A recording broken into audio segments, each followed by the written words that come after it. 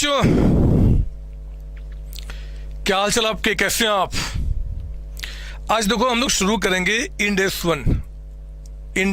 One यानी कि presentation of financial statement. देखो, क्योंकि ये पहला इंडेस है, मैं मानता हूं कि इसके पहले आप लोगों ने अकाउंटिंग स्टैंडर्ड के मुताबिक आपका अकाउंटिंग कैसे होता है, डिस्क्लोजर कैसे होते हैं, किस पॉलिसी को कैसे फॉलो करना है, इनके बारे में आपने प्रॉपर तरीके से स्टडी किया है। हमने अपने अकाउंटिंग स्टैंडर्ड के मुताबिक आपका जो बैलेंस शीट है वो कैसे आपका बनता है, इक्विटी लायबिलिटी, ये सब कुछ आपने स्टडी किया। ये मान रहा हूं मैं कि आपने बहुत अच्छा स्टडी किया हुआ है। लेकिन मेरे बच्चे, आज हम लोग शुरू कर रहे हैं बिल्कुल कंप्लीटली नया इंड एस के अंदर में।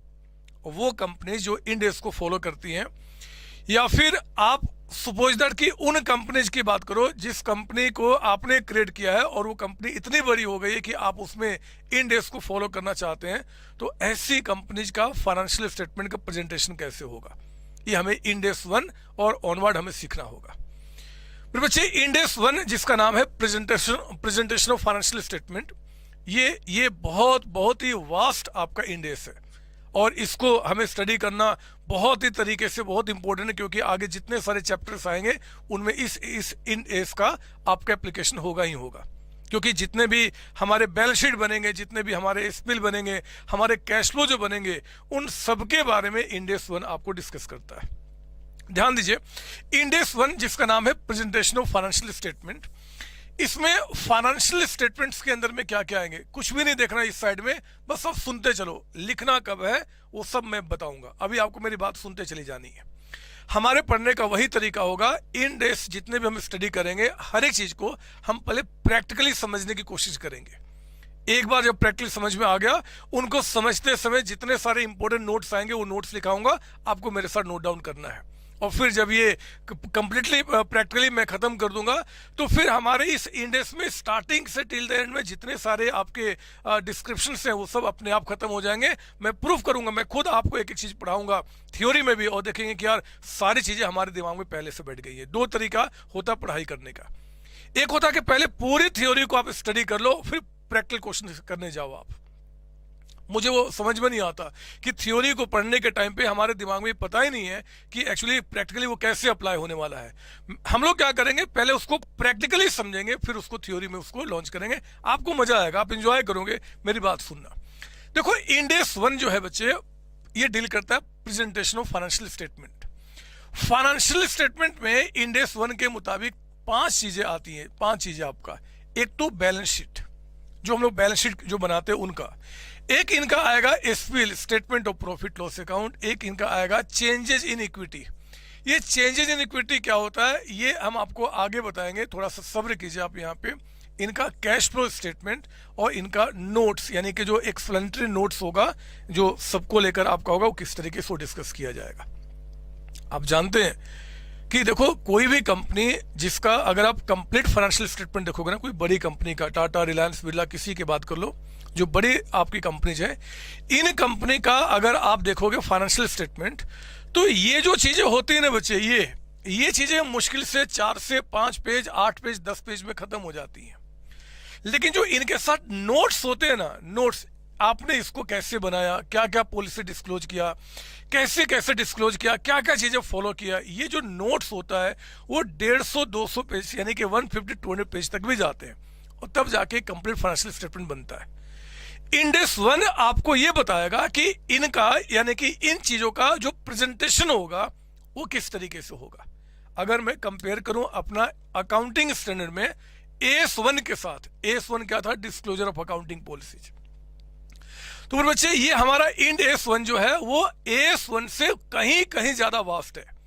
एस वन में अगर मैं आपको याद दिलाऊं तो अकाउंटिंग पॉलिसीज क्या होते हैं, उनको कैसे डिस्क्लोज करना है, एक जगह डिस्क्लोज करना है, आपका फंडामेंटल अकाउंटिंग एजम्पशन क्या था, गोइंग कंसर्न अगर अफेक्टेड हुआ तो क्या करेंगे, नोट्स का मतलब क्या होता है, इन सब बातों को बड़े आराम से वहां पे समझाया गया था। मेरे बच्चे, इंड अकाउंटिंग स्टैंडर्ड वन के अंदर में आपका बैलेंस शीट का फॉर्मेट कैसे होगा, statement of profit loss account का फॉर्मेट कैसा होगा, कैश फ्लो का फॉर्मेट कैसा होगा, नोट्स में कैसे कैसे चीजें दिखाई जाएंगी, कितने बैलेंस शीट के बनने हैं, कितने पीरियड्स के बनने हैं, इनका बहुत ज्यादा डिटेल डिस्कशन नहीं था। इंड एस वन क्या करेगा, बहुत ज्यादा एडवांस, बहुत ज्यादा descriptive as compare to S one है। इसमें कई नई नई बातें ऐड की गई हैं जो धीरे धीरे प्रैक्टिकली मैं आपको आगे समझाऊंगा। अभी की बात अगर मैं बात करूं, अगर कोई बोलता है कि जरा बताओ इंड एस 1 में और एस 1 में ज्यादा कंप्रिहेंसिव कौन है, तो आप कहना इंड एस 1, और इसको प्रूफ करना पूरे इंड एस को पढ़ने के बाद। इंड एस 1 के मुताबिक जो फाइनेंशियल स्टेटमेंट्स होते हैं उनमें कौन कौन सी चीजें होती है, क्या क्या उसमें कंप्राइजेज है, तो मेरे बच्चे 5 बातें वो मैंने यहां पे लिखा हुआ है कि देखो जी, a complete set of financial statement comprises balance sheet at the end of year, statement of profit loss account, statement of change in equity कैसे बनता है हम आगे डिस्कस करेंगे इसको प्रैक्टिकली भी, statement of cash flow for the period आपका, and notes जिसमें कि आपका सिग्निफिकेंट अकाउंटिंग पॉलिसीज या कोई और भी इंपॉर्टेंट एक्सप्लेनेशन आप देना चाहते हो उनको आपने डिस्क्लोज किया। ये सब मिलके फाइनेंशियल स्टेटमेंट बनता है एज पर इंड एस 1। मेरे प्यारे बच्चों, इसमें से पहले शुरुआत आज हम करेंगे पहले बैलेंस शीट के बारे में। बहुत ध्यान से इनके द्वारा यानी कि इंड एस 1 के मुताबिक बैलेंस शीट कैसे बनता है, क्या डिस्क्लोजर, क्या प्रेजेंटेशन, हम उनके बारे में स्टडी करेंगे। एक बात आपको बताना चाहता हूं, ध्यान से मेरी बात सुनना। अगर मैं इंड एस 1 की बात करूं ना, तो पता है इन्होंने क्या किया है, इन्होंने ये तो बताया है कि देखो जी बैलेंस शीट जो बनेगा इनका, ध्यान से मेरी बात सुनना और थोड़ा सा इमेजिनेशन में आना जैसे जैसे बोलूंगा। इंड एस 1 के मुताबिक कहा गया है कि बैलेंस शीट जो बनेगा उस बैलेंस शीट में इंफॉर्मेशन 2 पार्ट में डिवाइडेड होंगे, नॉन करंट एंड करंट। मतलब जितने भी आपके एसेट्स है, लायबिलिटी है, उनको non current assets, non current liability, sorry non current assets, current assets, non current liability, current liability के बीच में दिखाइए, जैसे हम आपका एस में क्या करते थे। इन्होंने फिर यह भी बताया हुआ है कि आप जब यहां पे आइटम्स का क्लासिफिकेशन करोगे तो ये जो आपका तरीका था नॉन करंट और करंट, इसके अंदर में जो आइटम्स होंगे वो कौन कौन से दिखाने हैं, उन्होंने ये बात कहा हुआ है। मेरे बच्चे ध्यान से मेरी बात दोबारा सुनना। इंड एस 1 ने आपको बताया कि मेरा जो बैलेंस शीट बनेगा वो नॉन करंट और करंट के बीच में बनेगा, कुछ एक्सेप्शन जो बाद में बात करेंगे, नॉन करंट एंड करंट को क्लासिफाई करते हुए। उन्होंने ये भी कहा है कि देखो जी इस बैलेंस शीट में ये वो मिनिमम चीजें हैं, मिनिमम कंटेंट जो आपको शो करना है, मिनिमम कंटेंट। उन्होंने कुछ नाम दिया कि जैसे कि मतलब मेरे बैलेंस शीट में देखो जी, आप जब लायबिलिटी साइड में आओगे तो शेयर कैपिटल के बारे में बताओगे, रिजर्व सरप्लस के बारे में बताओगे, मतलब मिनिमम कंटेंट यानी कि उस बैलेंस शीट के फेस पे क्या क्या दिखना चाहिए। नॉन करंट लायबिलिटी होगा, करंट लायबिलिटी होगा, आपका नॉन करंट लायबिलिटी में कुछ नाम उन्होंने बताया कि ये सब नाम होगा, उन्होंने बताया। उन्होंने ये भी बताया कि जो एसेट साइड होगा उसका 2 क्लासिफिकेशन होगा आपके, उनके अंदर में भी जी कुछ मिनिमम बातें जो आपको दिखाना, जैसे कि प्रॉपर्टी प्लांट इक्विपमेंट दिखाना है, इनटेंजिबल एसेट्स दिखाना है, कुछ फाइनेंशियल एसेट्स, फाइनेंशियल लायबिलिटी का नाम उन्होंने लिया है, क्या हम आगे चर्चा करेंगे, इन सबको दिखाना है। लेकिन मेरे प्यारे बच्चों, इंड एस 1 ने आपको कंप्लीट एग्जैक्ट जो फॉर्मेट होगा ना बैलेंस शीट का, ये उन्होंने आपको नहीं बताया। उन्होंने बैलेंस शीट का फॉर्मेट नहीं दिया, उन्होंने सिर्फ इतना कहा कि भैया आपको प्रेजेंटेशन जो होगा वो इस तरीके के डिवीजन से होगा। इसमें इन मिनिमम नाम को कुछ आइटम्स बताया जो आगे मैं डिस्कस करूंगा इसके अंदर में, कि इन नाम को एटलीस्ट उसके अंदर दिखाना, एटलीस्ट उससे ज्यादा दिखा दो नाम, हमें कोई दिक्कत नहीं है, एटलीस्ट ये नाम तो होने चाहिए, है ना। तो उन्होंने इन सब बातों किया, लेकिन मेरे बच्चे बैलेंस शीट का एग्जैक्ट फॉर्मेट क्या होगा उन्होंने नहीं बताया। किसने? इंड एस 1 ने। अब यहां पे परेशानी बढ़ गई। अब हुआ क्या कि जब आप सोचो एक अगर प्रिस्क्राइब फॉर्मेट नहीं होगा किसी चीज को प्रेजेंट करने का, फिर तो लोग अपने अपने मुताबिक करना शुरू कर देंगे, और उसके से फिर कंपैरिजन कैसे होगा जी, एक कंपनी दूसरे कंपनी से अपने आप को कंपेयर कैसे कर पाएगी, फिर तो दिक्कत आएगी। इसी दिक्कत से बचने के लिए मेरे बच्चे ICAI ने, ICAI institute of chartered accountant of India और plus MCA ministry of corporate affairs, उन्होंने क्या किया, इनको सम्मान देते हुए इन्होंने जो मिनिमम बातें बताई थी कि बैलेंस शीट में ये मिनिमम बातें तो एटलीस्ट होनी चाहिए, उन्होंने क्या किया, उसको एक तरीका दिया, एक प्रेजेंटेशन दिया, एक फॉर्मेट दिया, और कहा कि देखो हमारा जो बैलेंस शीट बनेगा वो आप इस फॉर्मेट में बनाना। वो बैलेंस शीट का क्या फॉर्मेट था, कैसे था, हम उसके बारे में डिस्कशन करेंगे। लेकिन देखो मैंने इसके लिए क्या लिखा हुआ है, प्रेजेंटेशन ऑफ बैलेंस शीट के बारे में ये सारी बातें मैंने आपको आपकी बुक में दिया हुआ है। जब हम ये पूरे एस को प्रैक्टिकली खत्म कर लेंगे तो इसको आपके बुक से हम एक एक थ्योरी को स्टडी करेंगे, और आपका दिमाग फटाफट पता क्या बोलेगा, अरे हाँ ये तो मैं जानता हूं। अच्छा, जैसे वो चीज पढ़ोगे उसका पिक्चर आपके दिमाग में आना शुरू हो जाएगा। लेकिन उसके पहले मेरी बात सुनो कि जब प्रेजेंटेशन ऑफ फाइनेंशियल स्टेटमेंट होगा तो कहते हैं an entity shall present the balance sheet by classifying assets and liabilities into current and non-current category. दो पार्ट में क्लासिफाई करना, कैसे मैं प्रैक्टिकली आपको दिखाऊंगा. The standard does not specify the order of presentation or format to be used but prescribes only certain minimum items. उन्होंने क्या किया मेरे बच्चे, इस फॉर्मेट ने आपको जो ऑर्डर ऑफ प्रेजेंटेशन होगा, पहले क्या दिखाना है, जैसे इन्होंने कह दिया कि नॉन करंट एसेट्स होगा. अब नॉन करंट एसेट्स के अंदर में पहले क्या होगा, फिर क्या आएगा, फिर क्या आएगा, इनके बारे में कोई इनका डिस्कशन नहीं है. ये बस बोल दिया कि भैया ये दो पार्ट में दिखा देना, और कुछ मिनिमम कंटेंट के नाम ले लिए, जो नाम मैं आपको आगे बताऊंगा, और बोला कि आप बना लेना जैसे बनाना होगा. लेकिन मेरे बच्चे इन दोनों ने क्या किया, मिलके एफर्ट उठाया और उनके मिनिमम कंटेंट को इकट्ठा करते हुए आगे बात की. ये कहता है the standard does not specify order of presentation और format to be used. Format क्या होगा, कुछ नहीं, ऑर्डर कैसे होगा, कुछ नहीं, बट कहता है कि but prescribes only certain minimum items. कुछ मिनिमम आइटम्स जो आपको दिखाना है, जैसे कि property, plant, equipment, intangible assets, financial assets, financial liability and so on. बहुत सारी बातें होंगी जो हम आगे डिस्कशन करेंगे, बस उन्होंने इतना बता दिया. और फिर यहाँ पे कहता है कि लेकिन ICAI and MCA together they have given format for the presentation. उन्होंने एक फॉर्मेट दिया है कि इस फॉर्मेट में आपको काम करना है. मेरी बात समझ में आ रही है?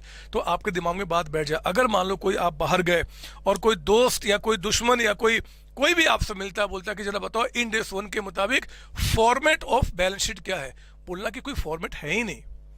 अरे उन्होंने सिर्फ इतना कह दिया कि एसेट्स का क्लासिफिकेशन दो पार्ट में होगा, लायबिलिटी का क्लासिफिकेशन दो पार्ट में होगा, मिनिमम कंटेंट और क्या क्या होगा वो बताया, लेकिन फॉर्मेट नहीं दिया. तो फिर पूछ दे कोई कि फॉर्मेट किसने दिया है, तो बोलना कि दो लोगों ने मिलकर एक साथ मिलकर उन्होंने फॉर्मेट बनाया ICAI प्लस MCA के द्वारा. आओ जरा वो फॉर्मेट क्या है, वो कैसे काम करता है, उसका मैं डिस्कशन करता हूं, ठीक है ना. मैं पहले आपको बचपन की याद दिला दूं. आप याद करो जब आप AS को पढ़ा करते थे और फिर आप जब बैलेंस शीट बनाते थे बचपन में, तो आप क्या लिखा करते थे, पहले शुरुआत इक्विटी एंड लायबिलिटी के साथ होता था. 2 मिनट सुन लीजिए मेरी बात, इसकी कॉपी नहीं करना, ये बस आपके लिए मैंने रखा हुआ है. ये इक्विटी लायबिलिटी के साथ शुरुआत होता था. शेयर होल्डर्स फंड आपका पहला heading, share capital reserve surplus, money receives against share warrant. फिर आपका सेकंड हेडिंग होता था share application pending allotment. Third non current liability, जिसमें long term borrowings, deferred tax liability, net other non current liability, long term provisions. फिर current liability में short term. ये सारी बातें होती थी.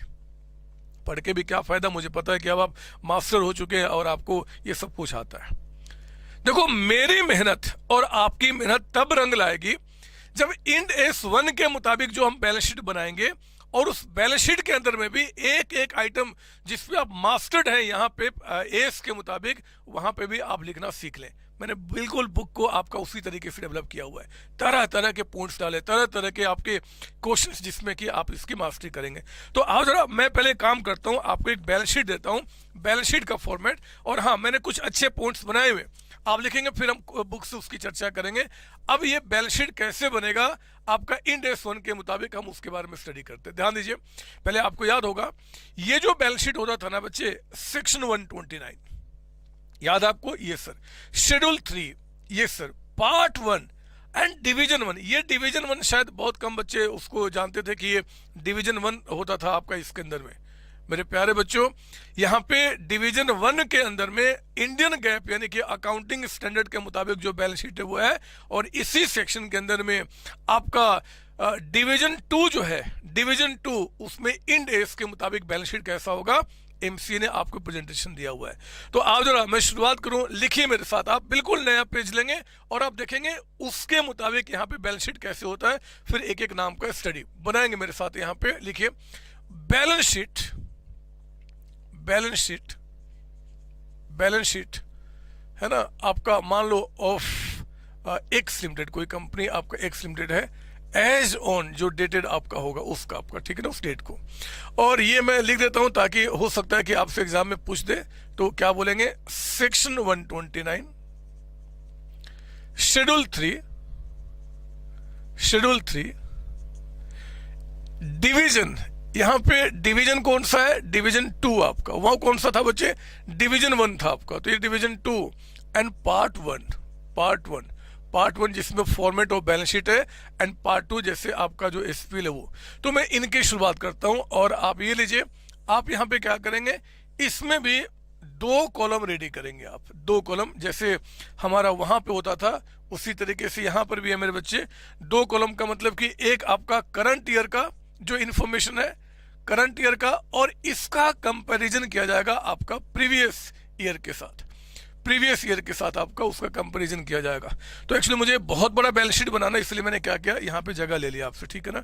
और नो डाउट कि जैसे पहले होता था उसी तरीके से यहाँ भी आपका नोट नंबर, यानी कि हम उनके डिटेल्स को नोट्स में दिखाएंगे, उनका नंबर यहाँ पे पुट करना। तो नोट करंट ईयर का इंफॉर्मेशन एंड प्रीवियस ईयर का। शुरू करते हैं यहाँ पे। देखो वहां पे आप पहले शुरुआत करते थे इक्विटी एंड लायबिलिटी के साथ, अगर आपको याद हो मेरे बच्चे। यहाँ पे शुरुआत एसेट्स के साथ किया गया है, यानी कि आपका यहाँ पे क्या होगा, जो हम बैलेंस शीट में आपका प्रेजेंटेशन करेंगे इंड एस 1 के मुताबिक, यहाँ पे शुरुआत लायबिलिटी साइड से नहीं एसेट साइड से होगा। और एसेट्स में नंबर 1 लिखेंगे आप यहाँ पे non current assets, non current assets, है ना, लिखिए मेरे साथ, non current assets. Non current assets के अंदर में आप यहाँ पे पहला लिखेंगे आपका number A, property plant and equipment, property plant and equipment साथ साथ लिखना बच्चे, क्योंकि एक्चुअली ये फॉर्मेट जो है ना, मैं आपको नोट बुक में भी मैंने दिया हुआ है, लेकिन बुक में आप देखकर आपको फायदा नहीं होगा जब तक कि हम इसका बहुत अच्छी तरीके से मेहनत ना कर लें कि इसमें कैसे बनना है, ये हाथ आपका बैठना चाहिए। तो आइए, नॉन करंट एसेट्स में property plant equipment number A आपका हो गया। बी में आप लिखेंगे यहाँ पे capital WIP, capital work in progress, यानी कि कैपिटल वर्क इन प्रोग्रेस। और लिखते समय मेरे शब्दों को भी ध्यान से सुनते रहना। एक्चुअली इसका मतलब हो गया कोई प्रॉपर्टी प्लांट इक्विपमेंट यानी कि फिक्स्ड एसेट्स आप बना रहे हो और वो अभी मान लो इन प्रोसेस है, तो हम कैपिटल वर्क इन प्रोग्रेस का नाम देते हैं। सी में यहाँ पे लिखेंगे आप investment property, investment property, investment property. Investment property का मतलब होता है लैंड बिल्डिंग, या सिर्फ लैंड या बिल्डिंग जिसमें आपने इन्वेस्टमेंट किया है फॉर एप्रिसिएशन या फिर रेंटल अर्न करने के लिए, for a long term purpose, no doubt. क्योंकि आप जो इन्वेस्टमेंट प्रॉपर्टी यानी कि लैंड बिल्डिंग में इन्वेस्टमेंट करते हो वो लंबे समय के लिए करते हैं मेरे बच्चे। तो ये जो आपका इंड एस 1 के द्वारा बैलेंस शीट है वो कहता है कि इन्वेस्टमेंट प्रॉपर्टी को अलग से आपने डिस्क्लोज करना है। सी, उसके बाद लिखेंगे आप यहाँ पे डी, गुडविल लिखेंगे आप यहाँ पे गुडविल। और ई में आप यहाँ पे देखेंगे, लिखेंगे आप यहाँ पे इंटेंजिबल, इंटेंजिबल, या फिर ऐसे लिखिए अदर इंटेंजिबल, क्योंकि गुडविल तो ऊपर चला गया, other intangible asset, other intangible assets. अगर आप उनके बैलेंस शीट को और इनके बैलेंस शीट को ध्यान देखें तो इन्होंने क्या किया था जी, जितने भी आपके गुडविल हैं इंटेंजिबल एसेट से सबको यहाँ पे इकट्ठा दिखाया था। इंटेंजिबल में ये कहते हैं कि नहीं, आप एक काम करो, हमें और क्लियर कट प्रेजेंटेशन देना है, गुडविल को आप अलग दिखाओ, अदर इंटेंजिबल एसेट्स को अलग। और एफ में आप यहाँ लिखेंगे जी, अगर कोई intangible asset, intangible asset, asset under development है, अंडर डेवलपमेंट मतलब कोई अगर ऐसा आपका जैसे कोई सॉफ्टवेयर है आप बना रहे हो और अभी वो आधा कंप्लीट आधा नहीं कंप्लीट है तो वो अंडर डेवलपमेंट में चला जाएगा। उन्होंने भी इंटेंजिबल एसेट्स अंडर डेवलपमेंट की बात की थी, यहाँ पे भी आपका निकल के आता है। आप देख सकते हैं कि वहां से ज्यादा यहाँ पर डिस्क्लोजर आपका हो रहा है। हमने एक नाम बढ़ाया जी यहाँ पे इन्वेस्टमेंट प्रॉपर्टी का, गुडविल मतलब इंटेंजिबल को भी 2 पार्ट में डिवाइड किया, बट अभी क्या फर्क पड़ता है, हम आगे बढ़ते हैं। उसके बाद जी में आप लिखेंगे अगला, वो कहते हैं कि biological, biological plant, biological plant कहता है कि other than bearer plant, bearer plant, other than bearer plant. देखो ये कहता है कि biological plant other than bearer plant. Bearer plant का मतलब हम लोगों ने सीखा हुआ पहले, आपका मतलब ऐसा प्लांट जिसपे कि फल लगते हैं, है ना बच्चे, जैसे कि आपका आम का पेड़ हो गया। तो ये जो आम का पेड़ है यानी कि जो आपका बियरर प्लांट है, वो बियरर प्लांट आपका यहाँ पे प्रॉपर्टी प्लांट इक्विपमेंट के अंदर शो होता है, वो आपका प्रॉपर्टी प्लांट इक्विपमेंट में जाता है बच्चे। तो जितने भी बाकी प्लांट आप कहना बियरर प्लांट को छोड़ के, लाइक जैसे कि बायोलॉजिकल प्लांट में जैसे आपके लिविंग एनिमल्स हो गए, वो इसमें कवर किए जाएंगे। बाकी जैसे शीशम का पेड़ आपका हो गया, अगर कुछ आपने ऐसा बना के एसेट्स ग्रुप में रखा हुआ है तो सब कुछ आपका क्या होगा जी, इसमें कवर किया जाएगा। Biological plant other than bearer plant, bearer plant कहाँ चला गया, पीपीई के अंदर में, बाकी सब कुछ आपका यहाँ जाएगा, ठीक है ना। इसके बाद आप लिखेंगे ध्यान से एच नंबर में, यहाँ पे कहता है फाइनेंशियल एसेट्स, फाइनेंशियल एसेट्स है ना, फाइनेंशियल एसेट्स आपका, फाइनेंशियल एसेट्स के अंदर में लिखेंगे सब हेडिंग के अंदर आपका नंबर 1 यहाँ पे इन्वेस्टमेंट, इन्वेस्टमेंट, इन्वेस्टमेंट। आपको मेरी बात सुनते चले जाना, कौन कौन से नाम में क्या क्या आइटम्स आएंगे सब लिखवाऊंगा, सब आपको बताऊंगा, बस ध्यान से मेरी बात सुनना। फाइनेंशियल एसेट्स में एक आ गया आपका यहाँ पे इन्वेस्टमेंट्स, फिर लिखेंगे नंबर 2 के अंदर में आपका यहाँ पे नंबर 2 के अंदर में ट्रेड रिसीवेबल्स, ट्रेड रिसीवेबल्स, यहां लिखेंगे आप ट्रेड रिसीवेबल्स। थर्ड में सर ट्रेड रिसीवेबल ये तो नॉन करंट एसेट्स है, लिखो तो पहले आप, नॉन करंट में ही फाइनेंशियल एसेट्स में इन्वेस्टमेंट हो गया, ट्रेड रिसीवेबल हो गया, लोन्स आपके हो गए, लोन्स, लोन्स। फोर्थ लिखेंगे आप यहाँ पे अदर्स, कुछ और भी अगर हुआ तो वो भी लिखा जाएगा। सर फाइनेंशियल एसेट्स क्या होते हैं, सब्र करो, लिखो पहले आप यहाँ पे आई लिखेंगे आप यहाँ पे आई, जब ये इंडेक्स खत्म होगा सब कुछ पता रहेगा आपका। कहता है deferred, deferred tax, deferred tax assets, और ये आपका नेट रहा, नेट है ना, जैसे पहले नेट होता था आपका। फिर जे में लिखेंगे आप यहाँ पे, जे में लिखेंगे आप जी, कहता है कि other non current asset, other, other non current, other non current assets. ये हमारा हो गया आपका टोटल नॉन करंट एसेट्स के अंदर में। एक्चुअली जगह थोड़ी कम हो रही है क्योंकि अभी बहुत सारी बातें करंट में भी आना है और मैं चाहता हूँ उधर लायबिलिटी की बातें लिखूंगा, तो मैं इसको थोड़ा सा शॉर्ट करके आ जाता हूँ ताकि आपको दिक्कत ना हो, ठीक है ना। ये मैंने शॉर्ट कर दिया बच्चे अभी, ताकि जगह प्रॉपर तरीके से हो जाए। मैं चाहता हूँ कि एसेट्स हमारे एक साथ देखें, लायबिलिटी हमारे एक साथ देखें। तो ये एसेट्स का टोटल आपका हो गया, जिसको माफ कीजिए, सॉरी अभी टोटल नहीं है, थोड़ा जोश में आ गया था मैं, अभी तो करंट एसेट्स की बातें होनी बाकी है, तो अब इसको टोटल नहीं कहेंगे। अभी मैं अब चलता हूं आपके करंट एसेट्स के अंदर में। अब जरा आ जाओ, लिखो यहाँ पे नंबर 2। सर इसको जरा समझा दो ना, ये क्या था, आपने इन्वेस्टमेंट ट्रेड रिसीवेबल यहाँ लिखा, ठहर जाओ पहले लिखो यहाँ पे number 2 current assets, current assets.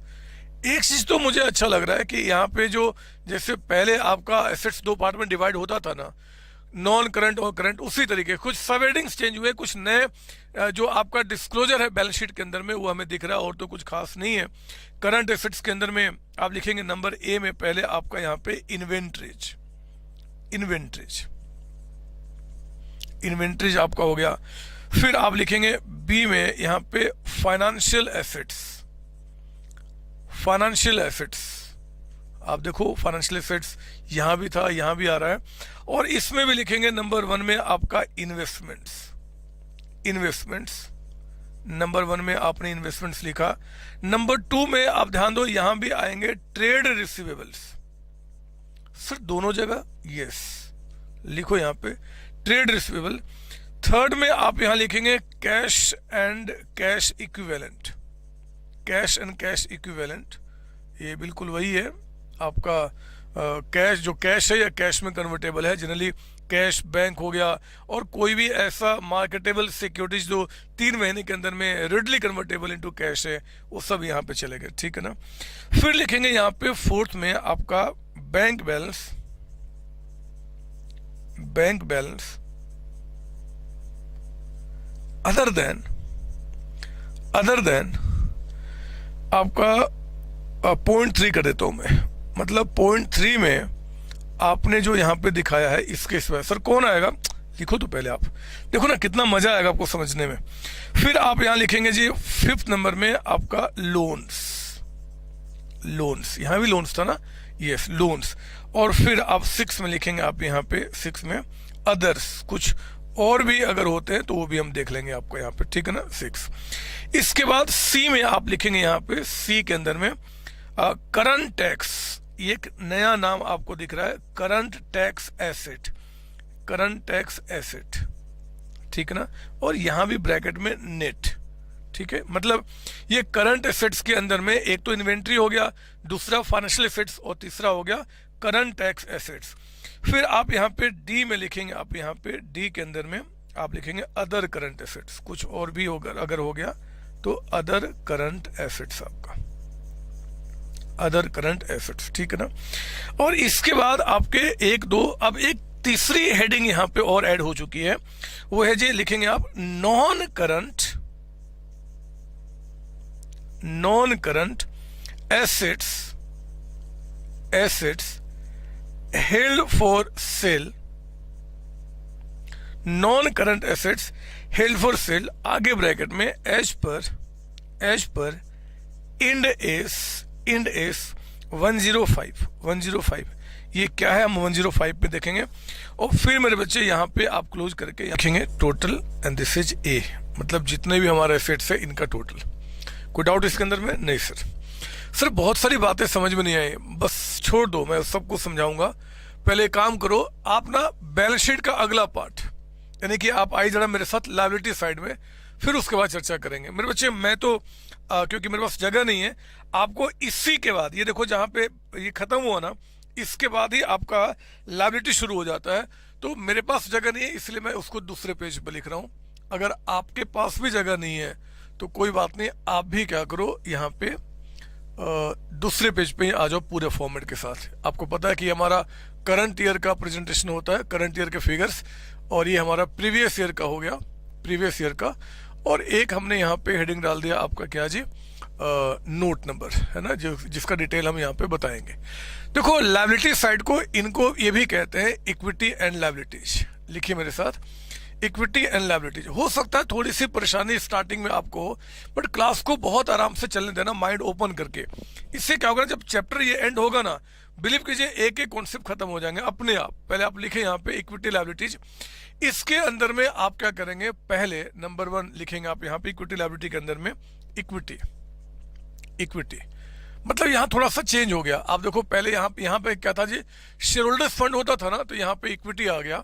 मजे की बात है, इक्विटी के अंदर में नंबर ए में यहाँ पे लिखा गया है इक्विटी शेयर कैपिटल। ध्यान से, यहाँ पे वो इक्विटी शेयर कैपिटल की बात करते हैं, वो शेयर कैपिटल की बात नहीं करते, equity share capital. Sir equity का मतलब क्या है, अभी तो आप ये समझ लो, जो इक्विटी आपके हैं, मतलब इक्विटी शेयर दो होते हैं ना, इक्विटी और प्रेफरेंस, तो सिर्फ इक्विटी की बात करते हैं। इसका डिटेल चर्चा बाद में करेंगे। और बी में आप लिखेंगे यहाँ पे, कहते हैं अदर इक्विटी। मतलब इन्होंने क्या किया कि जो रिजर्व सरप्लस था और money receives against share warrant हटा के उन्होंने नाम क्या लिख दिया, अदर इक्विटी। इसके अंदर क्या क्या आएगा, कैसे वो बात की बात करेंगे, पहले आप लिख लो यहाँ पे। तो पहला हेडिंग आपका इक्विटी का हो गया। अब आता है इसके बाद नंबर 2 में, अब इनका शुरू होता है लायबिलिटीज, है ना। जैसे इनका था ना इक्विटी एंड लायबिलिटी, तो पहला इक्विटी बता दिया, अब लायबिलिटी शुरू होता है। लायबिलिटी के अंदर मेरे बच्चे नंबर 1 में लिखो आप यहाँ पे, नंबर 1 के अंदर में non current liabilities.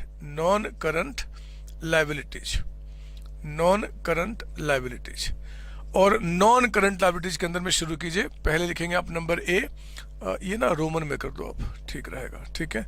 Number A लिखेंगे आप फाइनेंशियल लायबिलिटीज, है ना। उधर हमें एक नया नाम मिला था फाइनेंशियल एसेट्स, और यहाँ पे एक नया नाम मिला फाइनेंशियल लायबिलिटी। इसके अंदर में लिखेंगे आप यहाँ पे,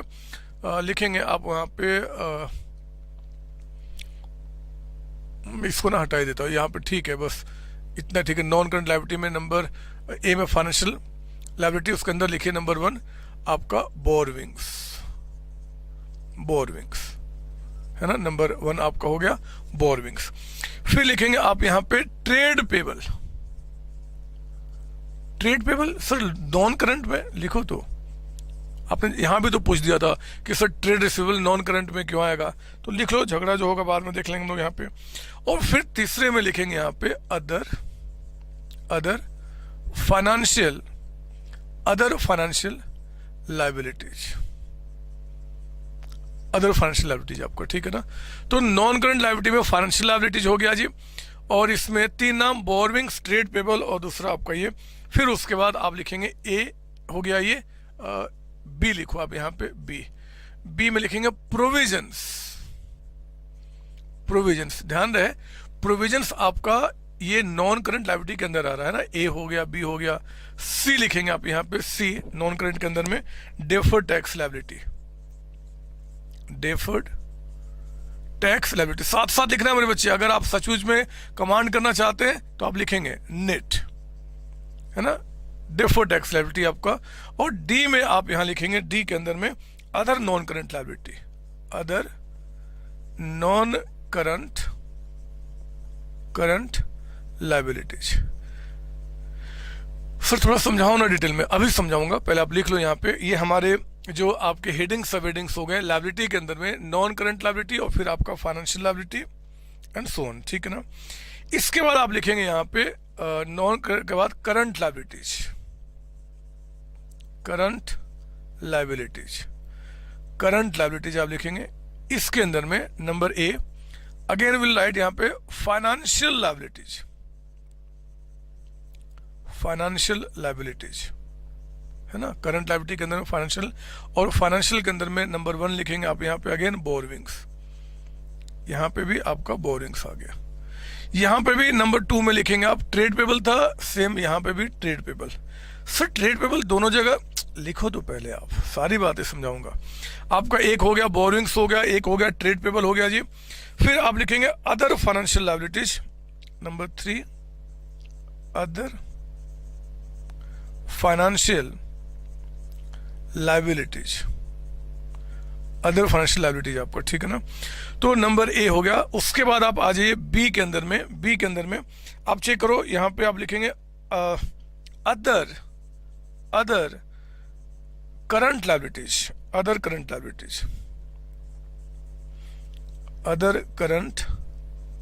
लायबिलिटीज। सी में आप यहां लिखेंगे अदर करंट लायबिलिटी के बारे में। या फिर मैं एक काम करूं क्या, इसी सीक्वेंस लिख दे दूं, अच्छा रहेगा आपका। ऐसे उन्होंने फॉर्मेट में ये लिखा है, बट कहीं ऐसा रिस्ट्रिक्शन नहीं कि ये लिखना हमने, जैसे इन्होंने प्रोविजन लिखा ना, तो मैं यहाँ पे भी प्रोविजन ही दे देता हूँ, कोई दिक्कत नहीं है। प्रोविजन सर मार्क्स कैसे कटेंगे, लिखो तो, है ना। वो आपका ये फॉर्मेट में थोड़े कहा कि नंबरिंग आपका बिल्कुल ऐसे रहे, तो हम अपने जैसे याद रहेगा। प्रोविजन बी में, यहाँ भी प्रोविजन आपका। सी में यहाँ पे डेफर्ड टैक्स लायबिलिटी था, यहाँ पे लिखेंगे आप current tax liability, current tax liability bracket में नेट। सर मतलब लिखो पहले आप। और फिर आप डी में क्या करना, यहां पे था जी अदर नॉन करंट लायबिलिटी ना, तो यहां पे हो जाएगा other current liability, other current liabilities. Sir ये पहले से ज्यादा होश पोश नहीं है, नहीं बच्चे, इंडेस है। आप बहुत बड़ी कंपनी में जाके काम कर रहे हो, मैंने बताया कि इंडेस आज के टाइम पे और आगे भी, अभी फिलहाल जो बहुत बड़ी बड़ी कंपनीज है उन्हीं पर अप्लाई होता है। तो हम यहाँ पे डिस्क्लोजर तो देना ही पड़ेगा, डिटेल्स देना ही पड़ेगा। इसके बाद आपका यहाँ पे थर्ड लिखो, यहाँ पे थर्ड लिखेंगे, जैसे यहाँ था ना non current asset held for sale, जो यहाँ पे था, तो लिखेंगे आप लायबिलिटीज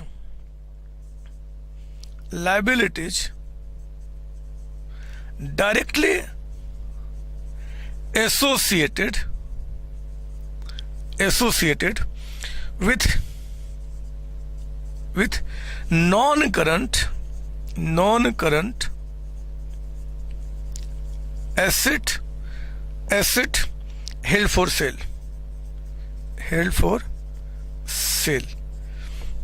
जो लायबिलिटीज आपके हैं, है ना, उनका। और फिर ये टोटल आप कर देंगे यहाँ पे बी, टोटल आप कर देंगे बी।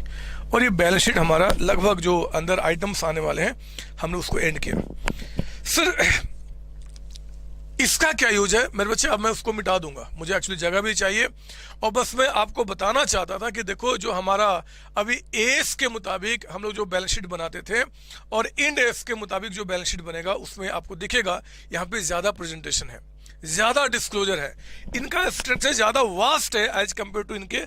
तो मतलब हमें यहाँ पे एक बात पता चलना चाहिए कि एक्चुअली हम पहले क्या कर चुके हैं, अब क्या करें, ताकि कंफ्यूजन क्रिएट ना हो, ठीक है ना। अब मैं इसको मिटा दूंगा, मुझे इसकी कोई रिक्वायरमेंट एक्चुअली है नहीं, तो मैं इसको मिटा के अब मैं आपको यहाँ पे कुछ समझाना चाहता हूँ। और इसको समझाने के पहले जो नाम एक नया आपको दिख रहा है ना, फाइनेंशियल एसेट और फाइनेंशियल लायबिलिटी, ये क्या होता है आपको मेरे साथ थोड़ा सा इसके बारे में लिखना होगा, थोड़ा सा जानना होगा, फिर उसके बाद हम क्या करेंगे, हम यहाँ डिटेल में चर्चा करेंगे, ठीक है ना। आप आओ जरा लिखिए मेरे साथ यहाँ पे नोट नंबर 1, जहां पे बैलेंस शीट एंड हुआ उसके बाद लिखेंगे नोट नंबर 1 लिखना। मीनिंग ऑफ फाइनेंशियल एसेट्स है ना मेरे बच्चे। ये जो फाइनेंशियल एसेट्स लायबिलिटी है ना, ये इंड एस 109 में इनका डिस्कशन किया गया है, end S 109।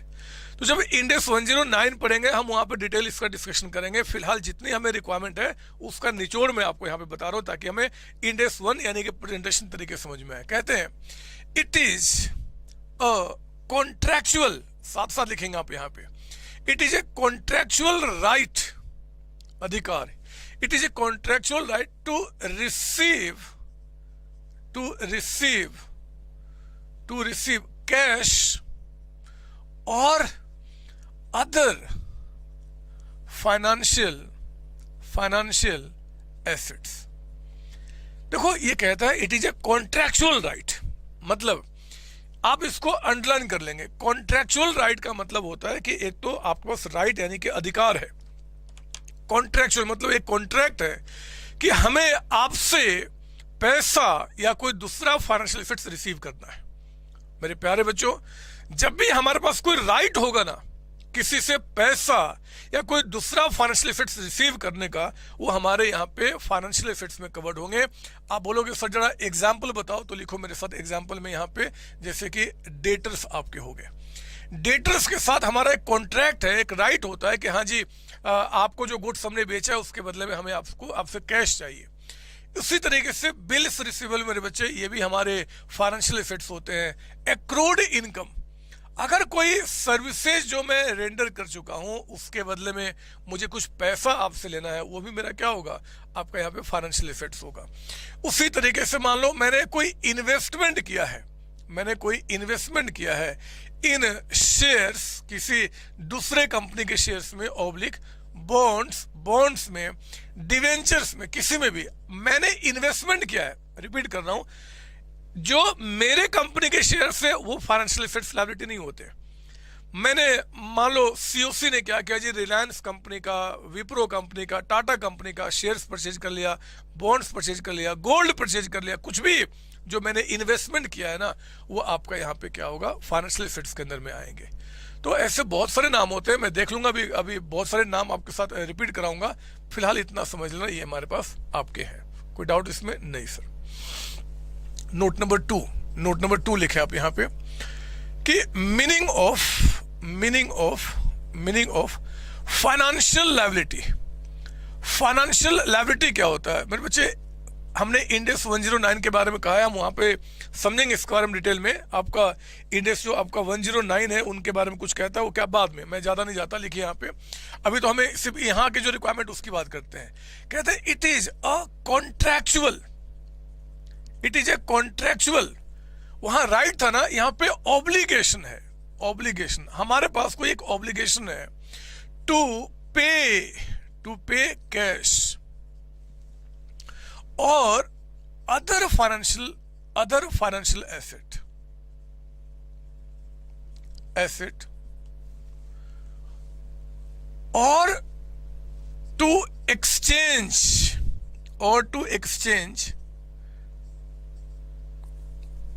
Other financial asset in lieu of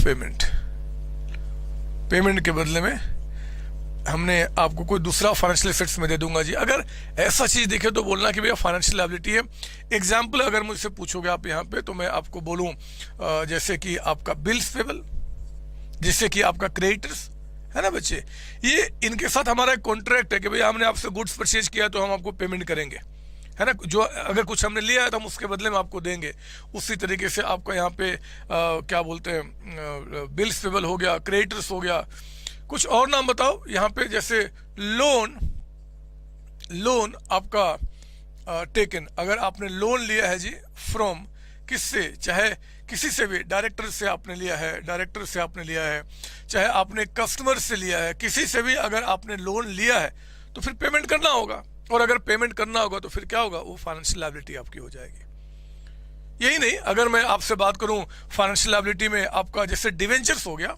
अगर आपने डिवेंचर्स इश्यू किए हैं, डिवेंचर्स, तो मेरे बच्चे अगर हमने डिवेंचर्स इश्यू किए हैं तो इसका मतलब क्या है कि इसका हमें एक समय के बाद पेमेंट करना है ना, बोलो ना। हाँ, ये भी हमारा क्या होगा, फाइनेंशियल लायबिलिटी आपका होगा।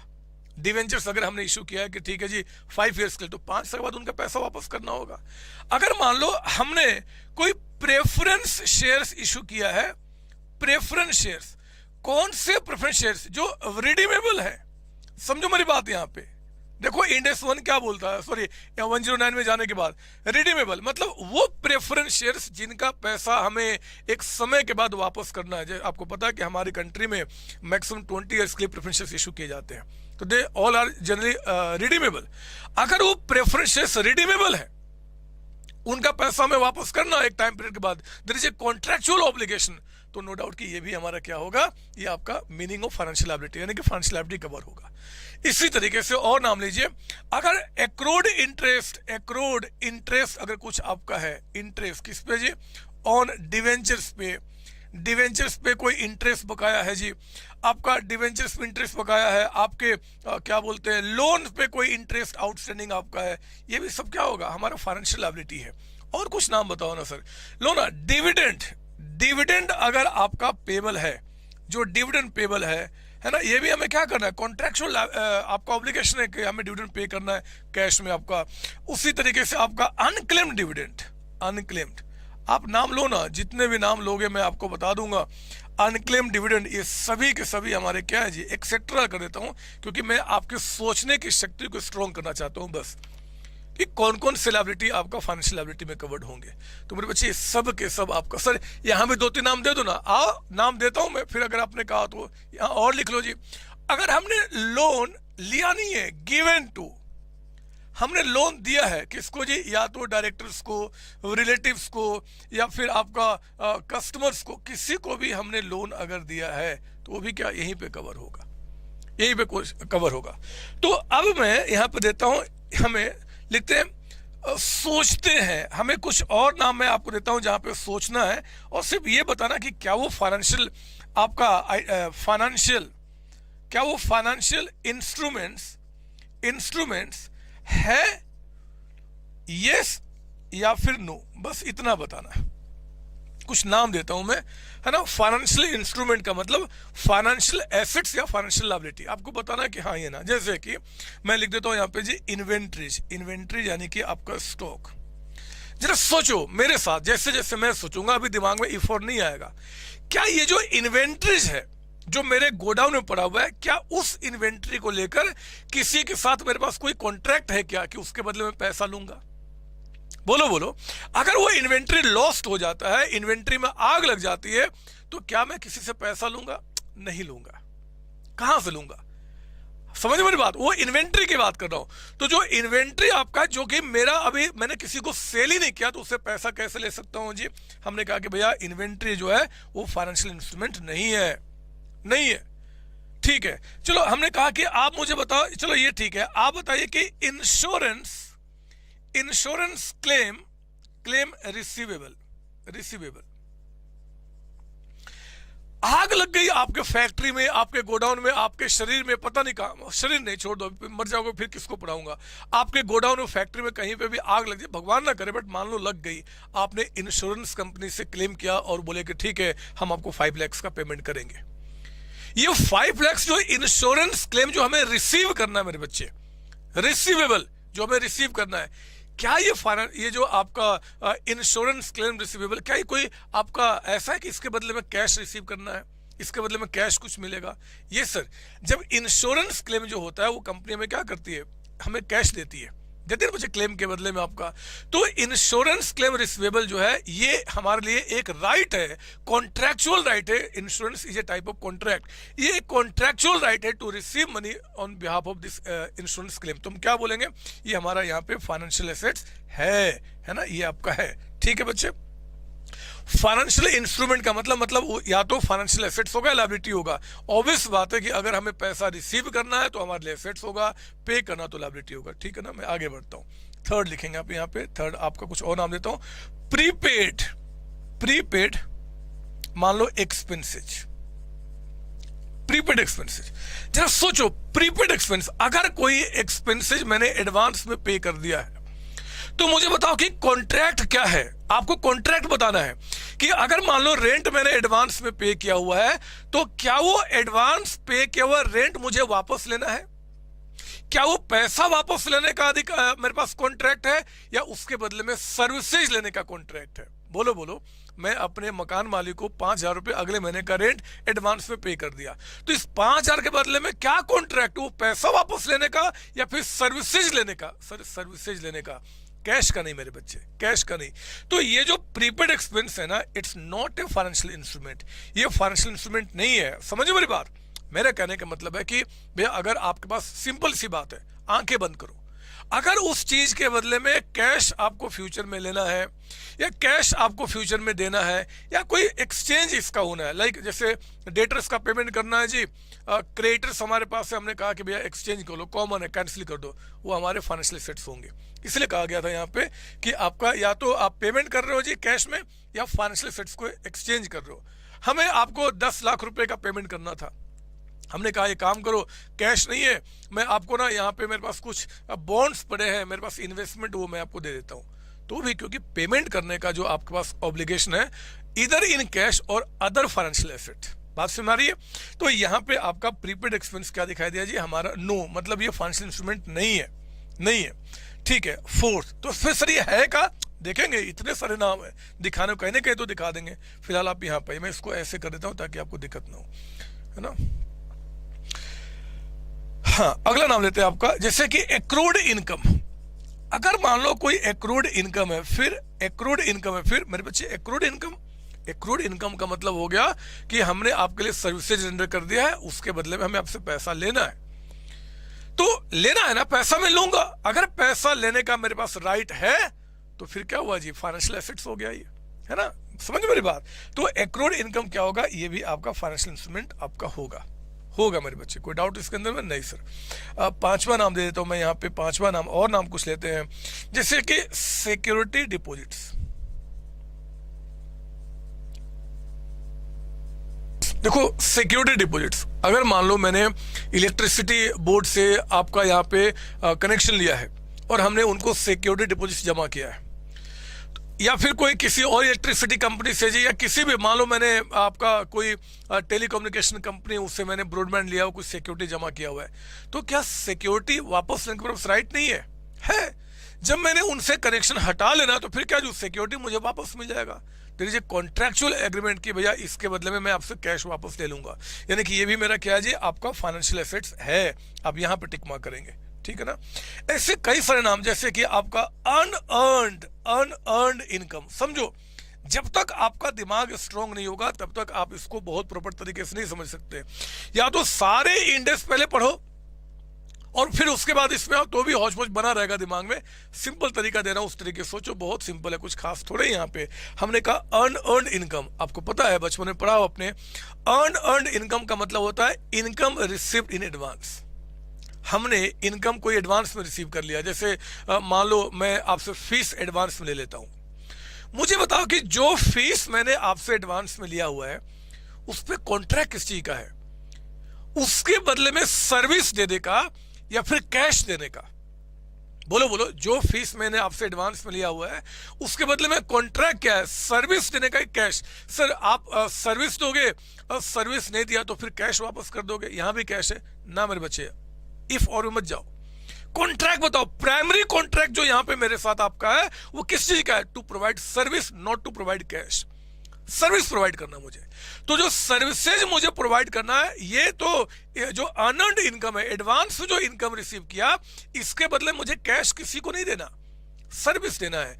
फाइनेंशियल लायबिलिटी है, ऑब्लिगेशन है ना मेरे ऊपर में किसी का सर्विस देने का जी। तो फाइनेंशियल यहाँ पे क्या होगा, यहाँ पे आपका, माफ कीजिए, ये आपका फाइनेंशियल लायबिलिटी नहीं है मेरे बच्चे, गलत बोल दिया मैंने, माफ कीजिए, कंफ्यूजन नहीं होना चाहिए। क्योंकि मेरे पास यहाँ पे क्या है कि यहाँ पे आपको सर्विसेज देने का मेरे पास राइट है। मेरे पास ऑब्लिगेशन है, ना कि पैसा वापस करने का। तो अर्नड इनकम क्या फाइनेंशियल इंस्ट्रूमेंट है? नहीं है, ये आपका फाइनेंशियल इंस्ट्रूमेंट नहीं होगा। ये क्या होगा जी आपका? ये आपका होगा क्या, हम देख लेंगे बाद में, but it will not be covered under the financial instrument, है ना। रिपीट कर रहा हूँ, फाइनेंशियल इंस्ट्रूमेंट है या नहीं है, तो हम क्या बोलेंगे? अर्नड इनकम सर ने एडवांस में रिसीव किया हुआ है, उसके बदले में उनके पास ऑब्लिगेशन है सर्विसेज प्रोवाइड करने का, प्राइमरी मेन, तो हम वहां पे क्या बोलेंगे? नहीं जी, फिर आपका यहाँ पे फाइनेंशियल इंस्ट्रूमेंट नहीं है। मेरे बच्चे ऐसे आप किसी भी नाम को जज कर सकते हो, कोई भी नाम। अब जरा आओ ना, मैं इसके बाद यहाँ पे आऊं, जरा सुनो मेरे पास ध्यान से, देखो कितने अच्छी तरीके से आप मेरे साथ आप बात करना शुरू कर दोगे। यहाँ देखो आप, नजरिया नजरिया नजरिया, ये देखो एक नाम और दूं मैं, क्या मुझे मन कर रहा है, 7th लिखो यहाँ पे। कहता है आपका 7th में,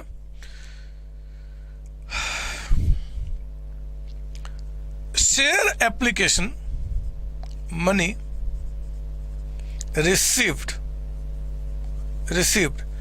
pending allotment,